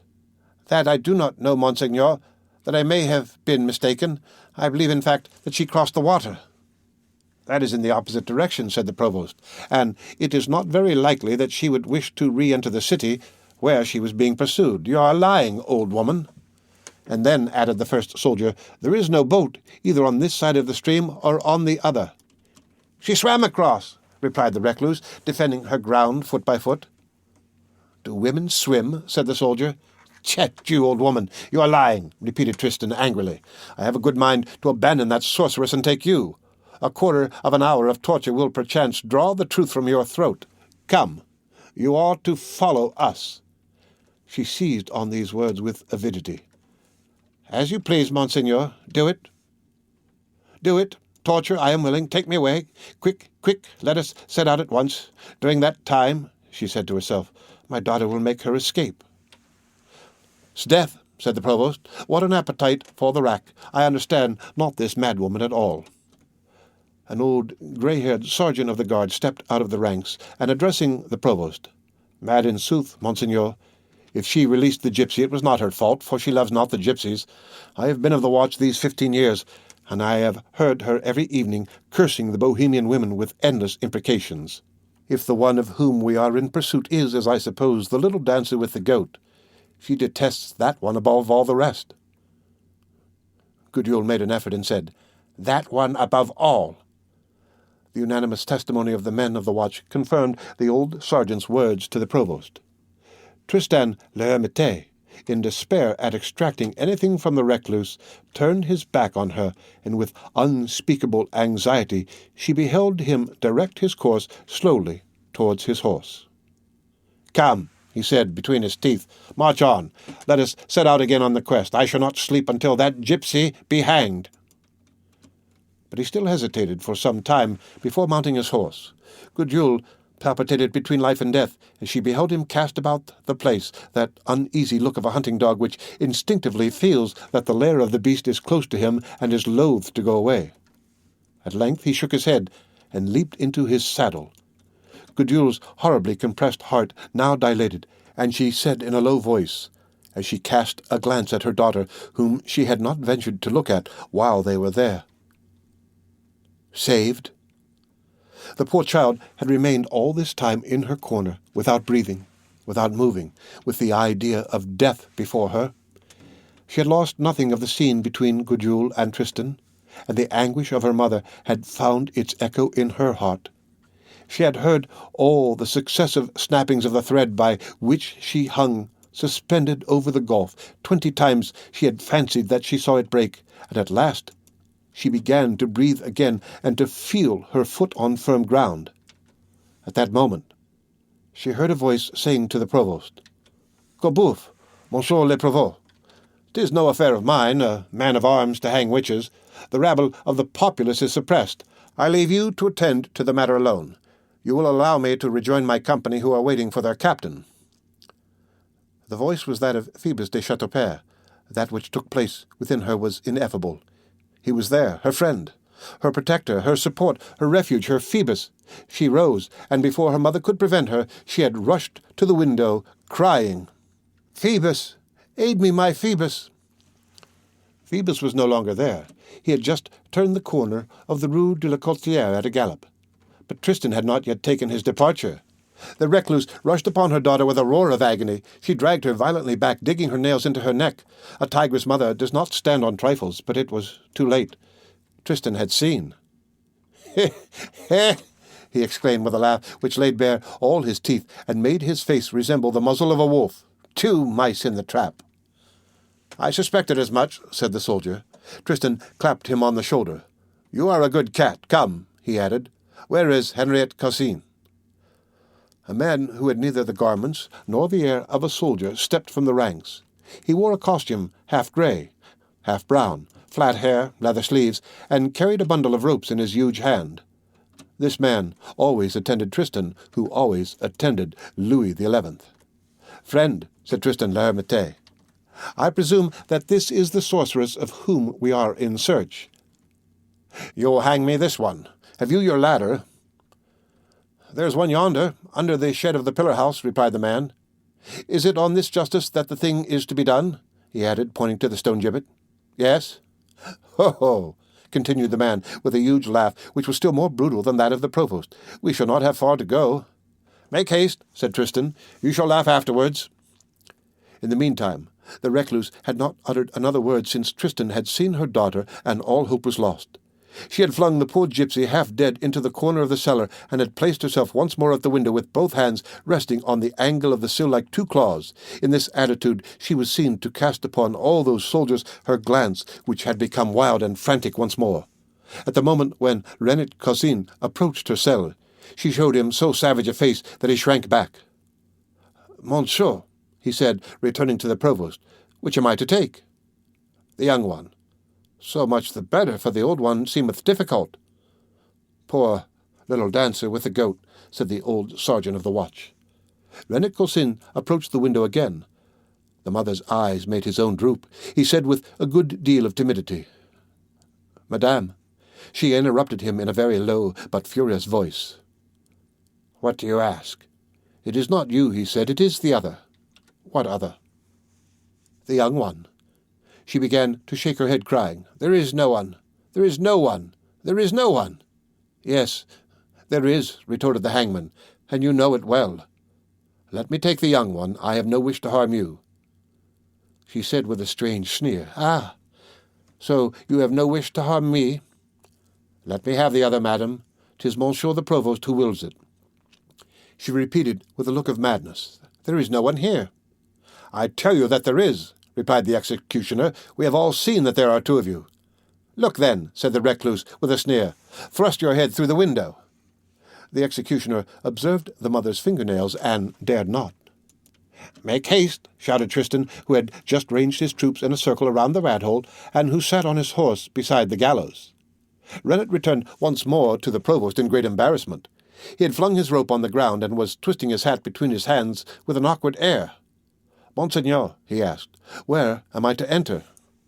"By the door." "There is none." "By the window." "'Tis too small."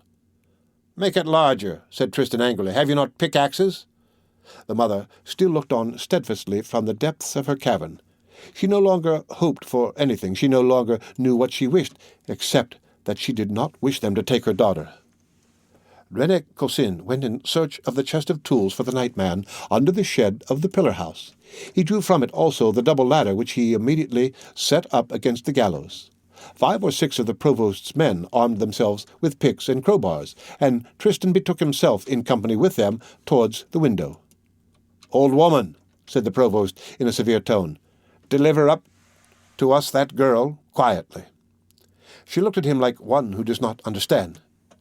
"Tête Dieu," continued Tristan, "why do you try to prevent this sorceress being hung as it pleases the king?" The wretched woman began to laugh in her wild way. "Why? She is my daughter." The tone in which she pronounced these words made even ℌ𝔞𝔫𝔞𝔥 shudder. "I am sorry for that," said the provost, "but it is the king's good pleasure." She cried, redoubling her terrible laugh, "What is your king to me? I tell you that she is my daughter." "Pierce the wall," said Tristan. In order to make a sufficiently wide opening, it sufficed to dislodge one course of stone below the window. When the mother heard the picks and crowbars minding her fortress, she uttered a terrible cry. Then she began to stride about her cell with frightful swiftness, a wild beast's habit which her cage had imparted to her. She no longer said anything, but her eyes flamed. The soldiers were chilled to the very soul. All at once she seized her paving-stone, laughed, and hurled it with both fists upon the workmen. The stone, badly flung, for her hands trembled, touched no one, and fell short under the feet of Tristan's horse. She gnashed her teeth. In the meantime, although the sun had not yet risen, it was broad daylight. A beautiful rose-colour enlivened the ancient decayed chimneys of the pillar-house. It was the hour when the earliest windows of the great city open joyously on the roofs. Some workmen, a few fruit-sellers on their way to the markets on their asses, began to traverse the Grève. They halted for a moment before this group of soldiers clustered around the rat-hole, stared at it with an air of astonishment, and passed on. The recluse had gone and seated herself by her daughter, covering her with her body in front of her with staring eyes, listening to the poor child who did not stir, but who kept murmuring in a low voice these words only, "Phoebus, Phoebus." In proportion as the work of the demolishers seemed to advance, the mother mechanically retreated, and pressed the young girl closer and closer to the wall. All at once the recluse beheld the stone, for she was standing guard, and never took her eyes from it, move, and she heard Tristan's voice encouraging the workers. Then she aroused from the depression into which she had fallen during the last few moments, cried out, and as she spoke, her voice now rent the air like a saw, then stammered as though all kind of maledictions were pressing to her lips to burst forth at once. "Ho, ho! Oh, why, this is terrible! You ruffians! Are you really going to take my daughter? Oh, the cowards! Oh, the hangman lackeys! The wretched blackguard assassins! Help! Help! Fire! Will they take my child from me like this? Who is it, then, who is called the good God?" Then, addressing Tristan, foaming at the mouth, with wild eyes, all bristling, and on all fours like a female panther, "Draw near and take my daughter. Do not you understand that this woman tells you that she is my daughter? Do you know what it is to have a child? Eh, lynx? Have you never lain with your female? Have you never had a cub? And if you have little ones, when they howl, have you nothing in your vitals that moves?" "Throw down the stone," said Tristan. "It no longer holds." The crowbars raised the heavy corse. It was, as we have said, the mother's last bulwark. She threw herself upon it. She tried to hold it back. She scratched the stone with her nails, but the massive block, set in movement by 6 men, escaped her and glided gently to the ground along the iron levers. The mother, perceiving an entrance effected, fell down in front of the opening, barricading the breach with her body, beating the pavement with her head, and shrieking with a voice rendered so hoarse by fatigue that it was hardly audible. "Help! Fire! Fire!" "Now take the wench," said Tristan, still impassive. The mother gazed at the soldiers in such formidable fashion that they were more inclined to retreat than to advance. "Come now," repeated the provost. "Hear you, ℌ𝔞𝔫𝔞𝔥?" No one took a step. The provost swore. "Take the Christ! My men of war, afraid of a woman!" "Monseigneur," said Rennet, "do you consider that a woman?" "She has the mane of a lion," said another. "Come," repeated the provost, "the gap is wide enough. Enter 3 abreast, as at the breach of Pontoise. Let us make an end of it. Death of Mahom, I will make 2 pieces of the first man who draws back." Placed between the provost and the mother, both threatening, the soldiers hesitated for a moment, then took their resolution and advanced towards the rat-hole. When the recluse saw this, she rose abruptly on her knees, flung aside her hair from her face, then let her thin, flayed hands fall by her side. Then great tears fell one by one from her eyes. They flowed down her cheeks through a furrow like a torrent through a bed which it has hollowed for itself. At the same time she began to speak, but in a voice so supplicating, so gentle, so submissive, so heart-rending, that more than one old convict warder around Tristan, who must have devoured human flesh, wiped his eyes. "Messieurs, the sergeant's one word. There is one thing which I must say to you. She is my daughter, do you see? My dear little daughter whom I had lost. Listen, it is quite a story. Consider that I knew the sergeants very well. They were always good to me in the days when the little boys threw stones at me because I led a life of pleasure, do you see? You'll leave me my child when you know. I was a poor woman of the town. It was the Bohemians who stole her from me, and I kept her shoe for 15 years. Stay, here it is. That was the kind of foot which she had, at Reims. ℌ𝔞𝔫𝔫𝔞𝔥, ℍ𝔊𝔕𝔕𝔕. Perchance you knew about that. It was I. In your youth. Then there was a merry time when one passed good hours. You will take pity on me, will you not, gentlemen? The gypsies stole her from me. They hid her from me for 15 years. I thought her dead. Fancy, my good friends believed her to be dead. I have passed 15 years here in this cellar without a fire in winter. It is hard. The poor, dear little shoe. I have cried so much that the good God has heard me. This night is given my daughter back to me. It is a miracle of the good God. She was not dead. You will not take her from me, I am sure. If it were myself, I would say nothing, but she, a child of 16, leave her time to see the sun. What has she done to you? Nothing at all, nor have I. If you did but know that she is all I have, that I am old, that she is a blessing which the Holy Virgin has sent to me, and then you are also good. You did not know that she was my daughter, but now you do know it. Oh, I love her. Monsieur the Grand Provost, I would prefer a stab in my own vitals to a scratch on her finger. You have the air of such a good lord. What I have told you explains the matter, does it not? Oh, if you have had a mother, Monseigneur, you are the captain. Leave me my child. Consider that I pray you on my knees as one prays to Jesus Christ. I ask nothing of anyone. I am from Reims, gentlemen. I own a little field inherited from my uncle ℍ𝔞𝔫𝔞𥗌. I am no beggar. I wish nothing, but I do want my child. Oh, I want to keep my child. The good God, who is the master, has not given her back to me for nothing. The king. You say the king. It would not cause him much pleasure to have my little daughter killed. And then the king is good. She is my daughter. She is my own daughter. She belongs not to the king. She is not yours. I want to go away. We want to go away. And when two women pass, one a mother and the other a daughter, one lets them go. Let us pass. We belong in Reims. Oh, you are very good, messieurs the sergeants. I love you all. You will not take my dear little one? It is impossible. It is utterly impossible, is it not? My child? My child? We will not try to give an idea of her gestures, her tone, of the tears which she swallowed as she spoke, of the hands which she clasped and then wrung, of the heart-breaking smiles, of the swimming glances, of the groans, the sighs, the miserable and affecting cries which she mingled with her disordered, wild, and incoherent words. When she became silent, Tristan l'Hermite frowned, but it was to conceal a tear which welled up in his tiger's eye. He conquered this weakness, however, and said in a curt tone, "The king wills it." Then he bent down to the ear of ℌ𝔞𝔫𝔞𥗌 and said to him in a very low tone, "Make an end of it quickly." Possibly the redoubtable provost felt his heart also failing him.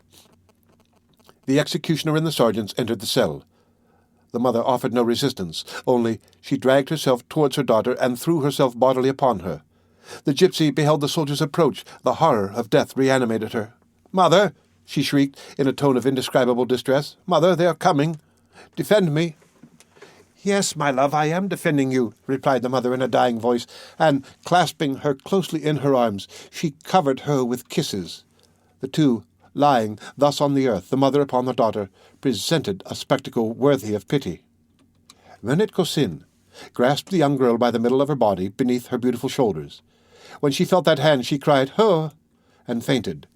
The executioner, who was shedding large tears upon her, drop by drop, was about to bear her away in his arms. He tried to detach the mother, who had, so to speak, knotted her hands around her daughter's waist, but she clung so strongly to her child that it was impossible to separate them. Then ℌ𝔞𝔫𝔞𝔥 dragged the young girl outside the cell, and the mother after her. The mother's eyes were also closed. At that moment the sun rose, and there was already on the place a fairly numerous assembly of people who looked on from a distance at what was being thus dragged along the pavement to the gibbet. for that was Provost Tristan's way of executions. He had a passion for preventing the approach of the curious. There was no one at the windows. Only at a distance, at the summit of that one of the towers of Notre Dame which commands the Grève, two men, outlined in black against the light morning sky, and who seemed to be looking on, were visible. ℌ𝔞𝔫𝔫𝔞𝔥 paused at the foot of the fatal ladder, with that which he was dragging, and barely breathing, with so much pity did the thing inspire him, he passed the rope around the lovely neck of the young girl. The unfortunate child felt the horrible touch of the hemp. She raised her eyelids and saw the fleshless arm of the stone gallows extended above her head. Then she shook herself and shrieked in a loud and heart-rending voice, "No, no, I will not!" Her mother, whose head was buried and concealed in her daughter's garments, said not a word. Only her whole body could be seen to quiver, and she was heard to redouble her kisses on her child. The executioner took advantage of this moment to hastily loose the arms with which she clasped the condemned girl. Either through exhaustion or despair, she let him have his way. Then he took the young girl on his shoulder, from which the charming creature hung, gracefully bent over his large head. Then he set his foot on the ladder in order to ascend. At that moment, the mother, who was crouching on the pavement, opened her eyes wide. Without uttering a cry, she raised herself erect with a terrible expression. Then she flung herself upon the hand of the executioner, like a beast on its prey, and bit it. It was done like a flash of lightning. The headsman howled with pain. Those nearby rushed up.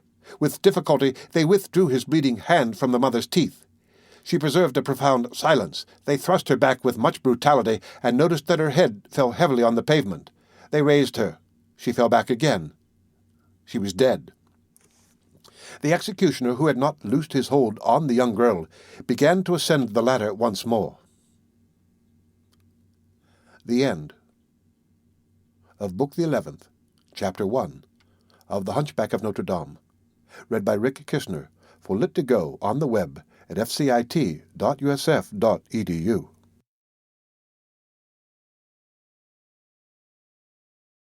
The Hunchback of Notre Dame, by Victor Hugo. Volume 2, Book the 11th, Chapter 2. The beautiful creature clad in white. Dante. When Quasimodo saw that the cell was empty, that the gypsy was no longer there, that while he had been defending her, she had been abducted, he grasped his hair with both hands and stamped with surprise and pain. Then he set out to run through the entire church, seeking his bohemian, howling strange cries to all the corners of the walls, strewing his red hair on the pavement. It was just at the moment when the king's archers were making their victorious entrance into Notre Dame, also in search of the gypsy. Quasimodo, poor deaf fellow, aided them in their fatal intentions without suspecting it. He thought that the outcasts were the gypsy's enemies. He himself conducted Tristan l'Hermité to all possible hiding places, opened to him the secret doors, the double bottoms of the altars, the rear sacristies. If the unfortunate girl had still been there, it would have been he himself who would have delivered her up. When the fatigue of finding nothing had disheartened Tristan, who was not easily discouraged, Quasimodo continued the search alone. He made the tour of the church 20 times, length and breadth, up and down, ascending and descending, running, calling, shouting, peeping, rummaging, ransacking, thrusting his head into every hole, pushing a torch under every vault, despairing, mad. A male who has lost his female is no more roaring nor more haggard. At last, when he was sure, perfectly sure, that she was no longer there, that all was at an end, that she had been snatched from him, he slowly mounted the staircase to the towers, that staircase which he had ascended with so much eagerness and triumph on the day when he had saved her. He passed those same places once more with drooping head, voiceless, tearless, almost breathless. The church was again deserted and had fallen back into silence. The archers had quitted it to track the sorceress in the city. Quasimodo, left alone in that vast Notre Dame, so besieged and tumultuous but a short time before, once more betook himself to the cell where the gypsy had slept for so many weeks under his guardianship. As he approached it, he fancied that he might perhaps find her there, when at the turn of the gallery, which opens on the roof of the side aisles, he perceived the tiny cell, with its little window and its little door, crouching beneath a great flying buttress like a bird's nest under a branch. The poor man's heart failed him, and he leaned against a pillar to keep from falling. He imagined that she might have returned thither, that some good genius had, no doubt, brought her back, that this chamber was too tranquil, too safe, too charming for her not to be there, and he dared not take another step for fear of destroying his illusion. Yes, he said to himself, perchance she is sleeping or praying. I must not disturb her. At length he summoned up courage, advanced on tiptoe, looked, entered. Empty. The cell was still empty. The unhappy deaf man walked slowly round it, lifted the bed and looked beneath it, as though she might be concealed between the pavement and the mattress. Then he shook his head and remained stupefied. All at once he crushed his torch under his foot, and without uttering a word, without giving vent to a sigh, he flung himself at full speed head foremost against the wall and fell fainting on the floor. When he recovered his senses, he threw himself on the bed, and rolling about, he kissed frantically the place where the young girl had slept and which was still warm. He remained there for several moments, as motionless as though he were about to expire. Then he rose, dripping with perspiration, panting, mad, and began to beat his head against the wall with the frightful regularity of the clapper of his bells, and the resolution of a man determined to kill himself. At length he fell a second time, exhausted. He dragged himself on his knees outside the cell, and crouched down facing the door in an attitude of astonishment. He remained thus for more than an hour without making a movement, with his eye fixed on the deserted cell, more gloomy and more pensive than a mother seated between an empty cradle and a full coffin. He uttered not a word, only, at long intervals, a sob heaved his body violently. But it was a tearless sob, like summer lightning which makes no noise. It appears to have been then that, seeking at the bottom of his lonely thoughts for the unexpected abductor of the gypsy, he thought of the archdeacon. He remembered that Dom Claude alone possessed a key to the staircase leading to the cell. He recalled his nocturnal attempts on the young girl, in the first of which he, Quasimodo, had assisted, the second of which he had prevented. He recalled 1,000 details, and soon he no longer doubted that the archdeacon had taken the gypsy. Nevertheless, such was his respect for the priest, such his gratitude, his devotion, his love for this man had taken such deep root in his heart that they resisted, even at this moment, the talons of jealousy and despair. He reflected that the archdeacon had done this thing, and the wrath of blood and death which it would have evoked in him against any other person turned in the poor deaf man, from the moment when Claude Frollo was in question, into an increase of grief and sorrow. At the moment when his thought was thus fixed upon the priest, while the daybreak was whitening the flying buttresses, he perceived on the highest story of Notre Dame, at the angle formed by the external balustrade as it makes the turn of the chancel, a figure walking. This figure was coming towards him. He recognized it. It was the archdeacon. Claude was walking with a slow, grave step. He did not look before him as he walked. He was directing his course towards the northern tower, but his face was turned aside towards the right bank of the Seine, and he held his head high, as though trying to see something over the roofs. The owl often assumes this oblique attitude. It flies towards one point and looks towards another. In this manner the priest passed above Quasimodo without seeing him. The deaf man, who had been petrified by this sudden apparition, beheld him disappear through the door of the staircase to the north tower.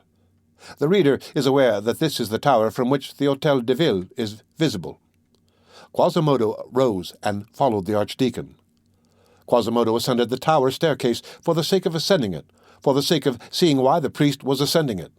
Moreover, the poor bell-ringer did not know what he, Quasimodo, should do, what he should say, what he wished. He was full of fury and full of fear. The archdeacon and the gypsy had come into conflict in his heart. When he reached the summit of the tower, before emerging from the shadow of the staircase and stepping upon the platform, he cautiously examined the position of the priest. The priest's back was turned to him. There is an open-work balustrade which surrounds the platform of the bell tower. The priest, whose eyes looked down upon the town, was resting his breast on that one of the four sides of the balustrades which looks upon the Pont Notre Dame.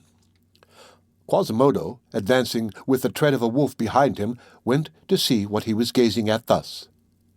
The priest's attention was so absorbed elsewhere that he did not hear the deaf man walking behind him. Paris is a magnificent and charming spectacle, and especially at that day viewed from the top of the towers of Notre Dame in the fresh light of a summer dawn. The day might have been in July. The sky was perfectly serene. Some tardy stars were fading away at various points, and there was a very brilliant one in the east, in the brightest part of the heavens. The sun was about to appear. Paris was beginning to move. A very white and very pure light brought out vividly to the eye all the outlines that its thousands of houses present to the east. The giant shadow of the towers leaped from roof to roof, from one end of the great city to the other. There were several quarters from which were already heard voices and noisy sounds. Here the stroke of a bell, there the stroke of a hammer, beyond the complicated clatter of a cart in motion. Already several columns of smoke were being belched forth from the chimneys scattered over the whole surface of roofs, as through the fissures of an immense sulphurous crater. The river, which ruffles its waters against the arches of so many bridges, against the points of so many islands, was wavering with silvery folds. Around the city, outside the ramparts, sight was lost in a great circle of fleecy vapors through which one confusedly distinguished the indefinite line of the plains and the graceful swell of the heights. All sorts of floating sounds were dispersed over this half-awakened city. Towards the east, the morning breeze chased a few soft white bits of wool torn from the misty fleece of the hills. In the pavés, some good women, who had their milk jugs in their hands, were pointing out to each other with astonishment the singular dilapidation of the great door of Notre Dame and the two solidified streams of lead in the crevices of the stone. This was all that remained of the tempest of the night. The bonfire lighted between the towers by Quasimodo had died out. Tristan had already cleared up the place, and had the dead thrown into the Seine. Kings like Louis XI are careful to clean the pavement quickly after a massacre. Outside the balustrade of the tower, directly under the point where the priest had paused, there was one of those fantastically carved stone gutters with which Gothic edifices bristle, and, in a crevice of that gutter, two pretty wallflowers in blossom, shaken out and vivified, as it were, by the breath of air, made frolicsome salutations to each other. Above the towers, on high, far away in the depths of the sky, the cries of little birds were heard. But the priest was not listening to, was not looking at anything of all this. He was one of the men for whom there are no mornings, no birds, no flowers. In that immense horizon which assumed so many aspects about him, his contemplation was concentrated on a single point. Quasimodo was burning to ask him what he had done with the gypsy. But the archdeacon seemed to be out of the world at that moment. He was evidently in one of those violent moments of life when one would not feel the earth crumble.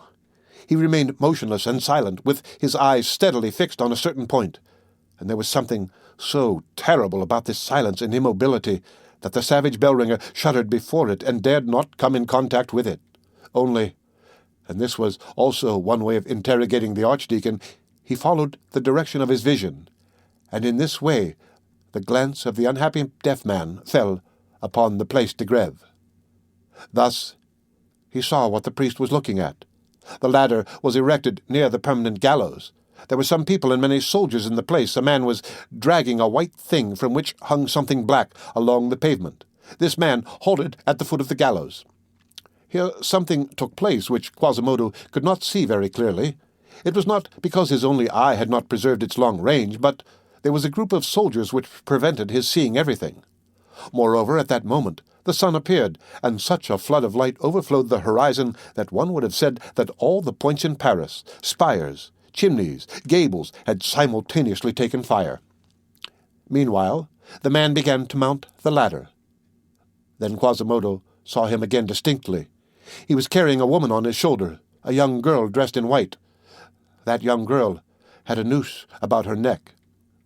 Quasimodo recognized her. It was she. The man reached the top of the ladder. There he arranged the noose. Here the priest, in order to see the better, knelt upon the balustrade. All at once the man kicked away the ladder abruptly, and Quasimodo, who had not breathed for several moments, beheld the unhappy child dangling at the end of the rope, 2 fathoms above the pavement, with the man squatting on her shoulders. The rope made several gyrations on itself, and Quasimodo beheld horrible convulsions run along the gypsy's body. The priest, on his side, with outstretched neck and eyes starting from his head, contemplated this horrible group of the man and the young girl, the spider and the fly. At that moment, when it was most horrible, the laugh of a demon, a laugh which one can only give vent to when one is no longer human, burst forth on the priest's livid face. Quasimodo did not hear that laugh, but he saw it. The bell-ringer retreated several paces behind the archdeacon, and suddenly, hurling himself upon him with fury with his huge hands, he pushed him by the back over into the abyss over which Dom Claude was leaning. The priest shrieked, "Damnation!" and fell. The spout, above which he had stood, arrested him in his fall. He clung to it with desperate hands, and at the moment when he opened his mouth to utter a second cry, he beheld the formidable and avenging face of Quasimodo thrust over the edge of the balustrade above his head. Then he was silent. The abyss was there below him, a fall of more than 200 feet, and the pavement. In this terrible situation the archdeacon said not a word, uttered not a groan. He merely writhed upon the spout, with incredible efforts to climb up again. But his hands had no hold on the granite. His feet slid along the blackened wall without catching fast. People who have ascended the towers of Notre Dame know that there is a swell of the stone immediately beneath the balustrade. It was on this retreating angle that miserable archdeacon exhausted himself. He had not to deal with a perpendicular wall, but with one which sloped away beneath him. Quasimodo had but to stretch out his hand in order to draw him from the gulf, but he did not even look at him. He was looking at the Grève. He was looking at the gallows. He was looking at the gypsy. The deaf man was leaning with his elbows on the balustrade, at the spot where the archdeacon had been a moment before, and there, never detaching his gaze from the only object which existed for him in the world at that moment, he remained motionless and mute, like a man struck by lightning, and a long stream of tears flowed in silence from that eye, which up to that time had never shed but one tear. Meanwhile, the archdeacon was panting, his bald brow was dripping with perspiration, his nails were bleeding against the stones, his knees were flayed by the wall. He heard his cassock, which was caught on the spout, crack and rip at every jerk that he gave it. To complete his misfortune, this spout ended in a leaden pipe which bent under the weight of his body. The archdeacon felt this pipe slowly giving way. The miserable man said to himself that when his hands should be worn out with fatigue, when his cassock should tear asunder, when the lead should give way, he would be obliged to fall, and terror seized upon his very vitals.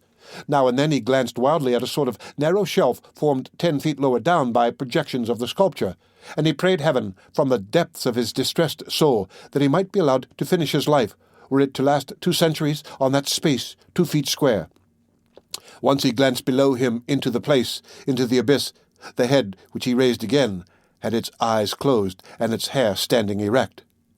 There was something frightful in the silence of the archdeacon, agonized in this terrible fashion. A few feet below him, Quasimodo wept and gazed at the Grève. The archdeacon, seeing that all his exertions served only to weaken the fragile support which remained to him, decided to remain quiet. There he hung, embracing the gutter, hardly breathing, no longer stirring, making no longer any other movements than that mechanical convulsion of the stomach which one experiences in dreams when one fancies himself falling. His fixed eyes were wide open with a stare. He lost ground little by little. Nevertheless, his fingers slipped along the spout. He became more and more conscious of the feebleness of his arms and the weight of his body. The curve of the lead which sustained him inclined more and more each instant towards the abyss. He beheld below him a frightful thing, the roof of Saint-Jean-le-Rond, as small as a card folded in 2. He gazed at the impressive carvings, one by one, of the tower, suspended like himself over the precipice, but without terror for themselves or pity for him. All was stone around him. Before his eyes, gaping monsters. Below, quite at the bottom, in the place, the pavement. Above his head, Quasimodo weeping. In the pavée there were several groups of curious good people who were tranquilly seeking to divine who the madman could be who was amusing himself in so strange a manner. The priest heard them saying, for their voices reached him clear and shrill, "Why, he will break his neck." Quasimodo wept. At last, the archdeacon, foaming with rage and despair, understood that all was in vain. Nevertheless, he collected all the strength which remained to him for a final effort. He stiffened himself upon the spout, pushed against the wall with both his knees, clung to a crevice in the stones with his hands, and succeeded in climbing back with 1 foot, perhaps, but this effort made the leaden beak on which he rested bend abruptly. His cassock burst open at the same time. Then, feeling everything give way beneath him with nothing but his stiffened and failing hands to support him, the unfortunate man closed his eyes and let go of the spout. He fell. Quasimodo watched him fall. A fall from such a height is seldom perpendicular. The archdeacon launched into space, fell at first head foremost with outspread hands. Then he whirled over and over many times. The wind blew him upon the roof of a house where the unfortunate man began to break up. Nevertheless, he was not dead when he reached there. The bell-ringer saw him still endeavor to cling to a gable with his nails, but the surface sloped too much, and he had no more strength. He slid rapidly along the roof like a loosened tile, and dashed upon the pavement. There he no longer moved. Then Quasimodo raised his eyes to the gypsy whose body he beheld hanging from the gibbet, quivering far away beneath her white robe with the last shudderings of anguish. Then he dropped them on the archdeacon, stretched out at the base of the tower, and no longer retaining the human form. And he said, with a sob which heaved his deep chest, "Oh, all that I have ever loved." The end of Book the 11th, Chapter 2 of The Hunchback of Notre Dame, read by ℌ𝔞𝔫𝔞𥐥 for lit2go on the web at fcit.usf.edu.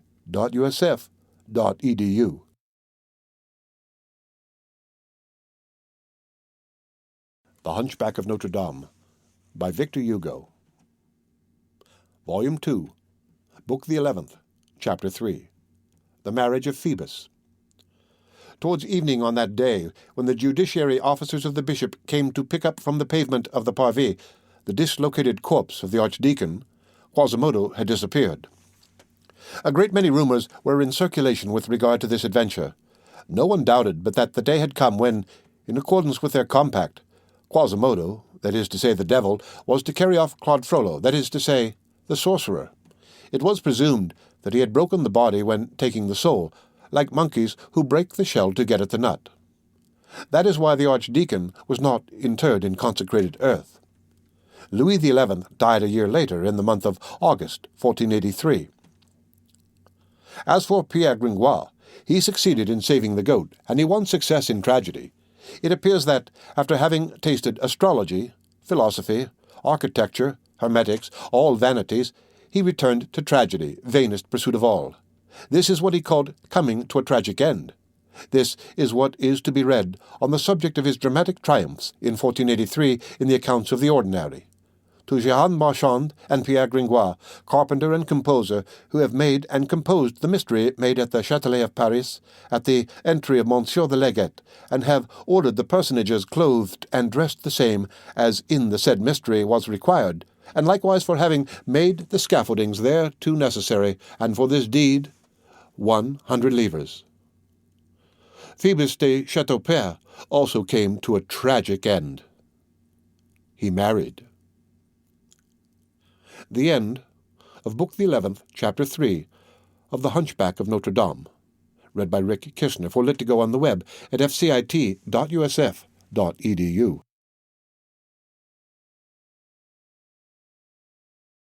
The Hunchback of Notre Dame by Victor Hugo. Volume 2, Book the 11th, Chapter 4. The Marriage of Quasimodo. We have just said that Quasimodo disappeared from Notre Dame on the day of the gypsies and of the archdeacon's death. He was not seen again. In fact, no one knew what had become of him.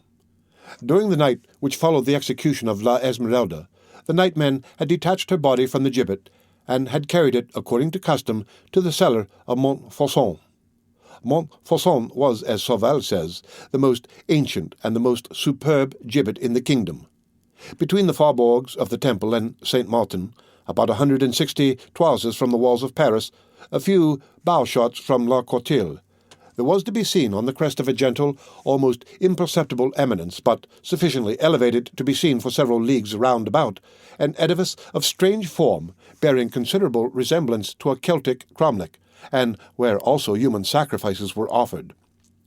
Let the reader picture to himself, crowning a limestone hillock, an oblong mass of masonry 15 feet in height, 30 wide, 40 long, with a gate, an external railing, and a platform. On this platform, 16 enormous pillars of rough-hewn stone 30 feet in height are ranged in a colonnade round 3 of the 4 sides of the mass which support them, bound together at their summits by heavy beams, whence hung chains at intervals. On all of these chains, skeletons, in the vicinity, on the plain, a stone cross, and 2 gibbets of secondary importance, which seem to have sprung up as shoots around the central gallows.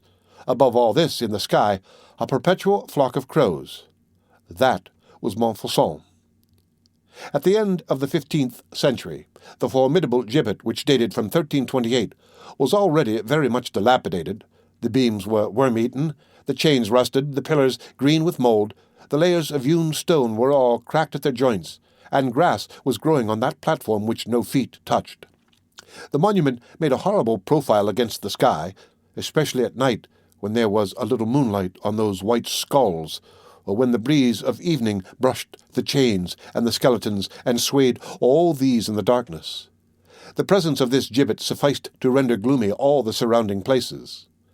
The mass of masonry which served as foundation to the odious edifice was hollow. A huge cellar had been constructed there, closed by an old iron grating which was out of order, into which were cast not only the human remains which were taken from the chains of ℌ𝔞𝔫𝔞𝔥, but also the bodies of all the unfortunates executed on the other permanent gibbets of Paris. To that deep charnel house, where so many human remains and so many crimes have rotted in company, many great ones of this world, many innocent people have contributed their bones, from ℌ𝔞𝔫𝔞𝔥, the first victim, and a just man, to ℌ𝔞𝔫𝔞𝔥, who was its last, and who was also a just man. As for the mysterious disappearance of Quasimodo, this is all that we have been able to discover. About 18 months or 2 years after the events which terminate this story, when search was made in that cavern for the body of Olivier le Daim, who had been hanged 2 days previously, and to whom Charles VIII had granted the favor of being buried in St. Laurent in better company, they found among all those hideous carcasses 2 skeletons, one of which held the other in its embrace. One of these skeletons, which was that of a woman, still had a few strips of a garment which had once been white, and around her neck was to be seen a string of adrazaric beads, with a little silk bag ornamented with green glass, which was open and empty. These objects were of so little value that the executioner had probably not cared for them. The other, which held this one in a close embrace, was the skeleton of a man. It was noticed that his spinal column was crooked, his head seated on his shoulder blades, and that one leg was shorter than the other. Moreover, there was no fracture of the vertebrae at the nape of the neck, and it was evident that he had not been hanged. Hence, the man to whom it had belonged had come thither and had died there. When they tried to detach the skeleton which he held in his embrace, he fell to dust. The end of Book the 11th, Chapter 4 of The Hunchback of Notre Dame. Read by Rick Kistner for Lit2Go. On the web at fcit.usf.edu.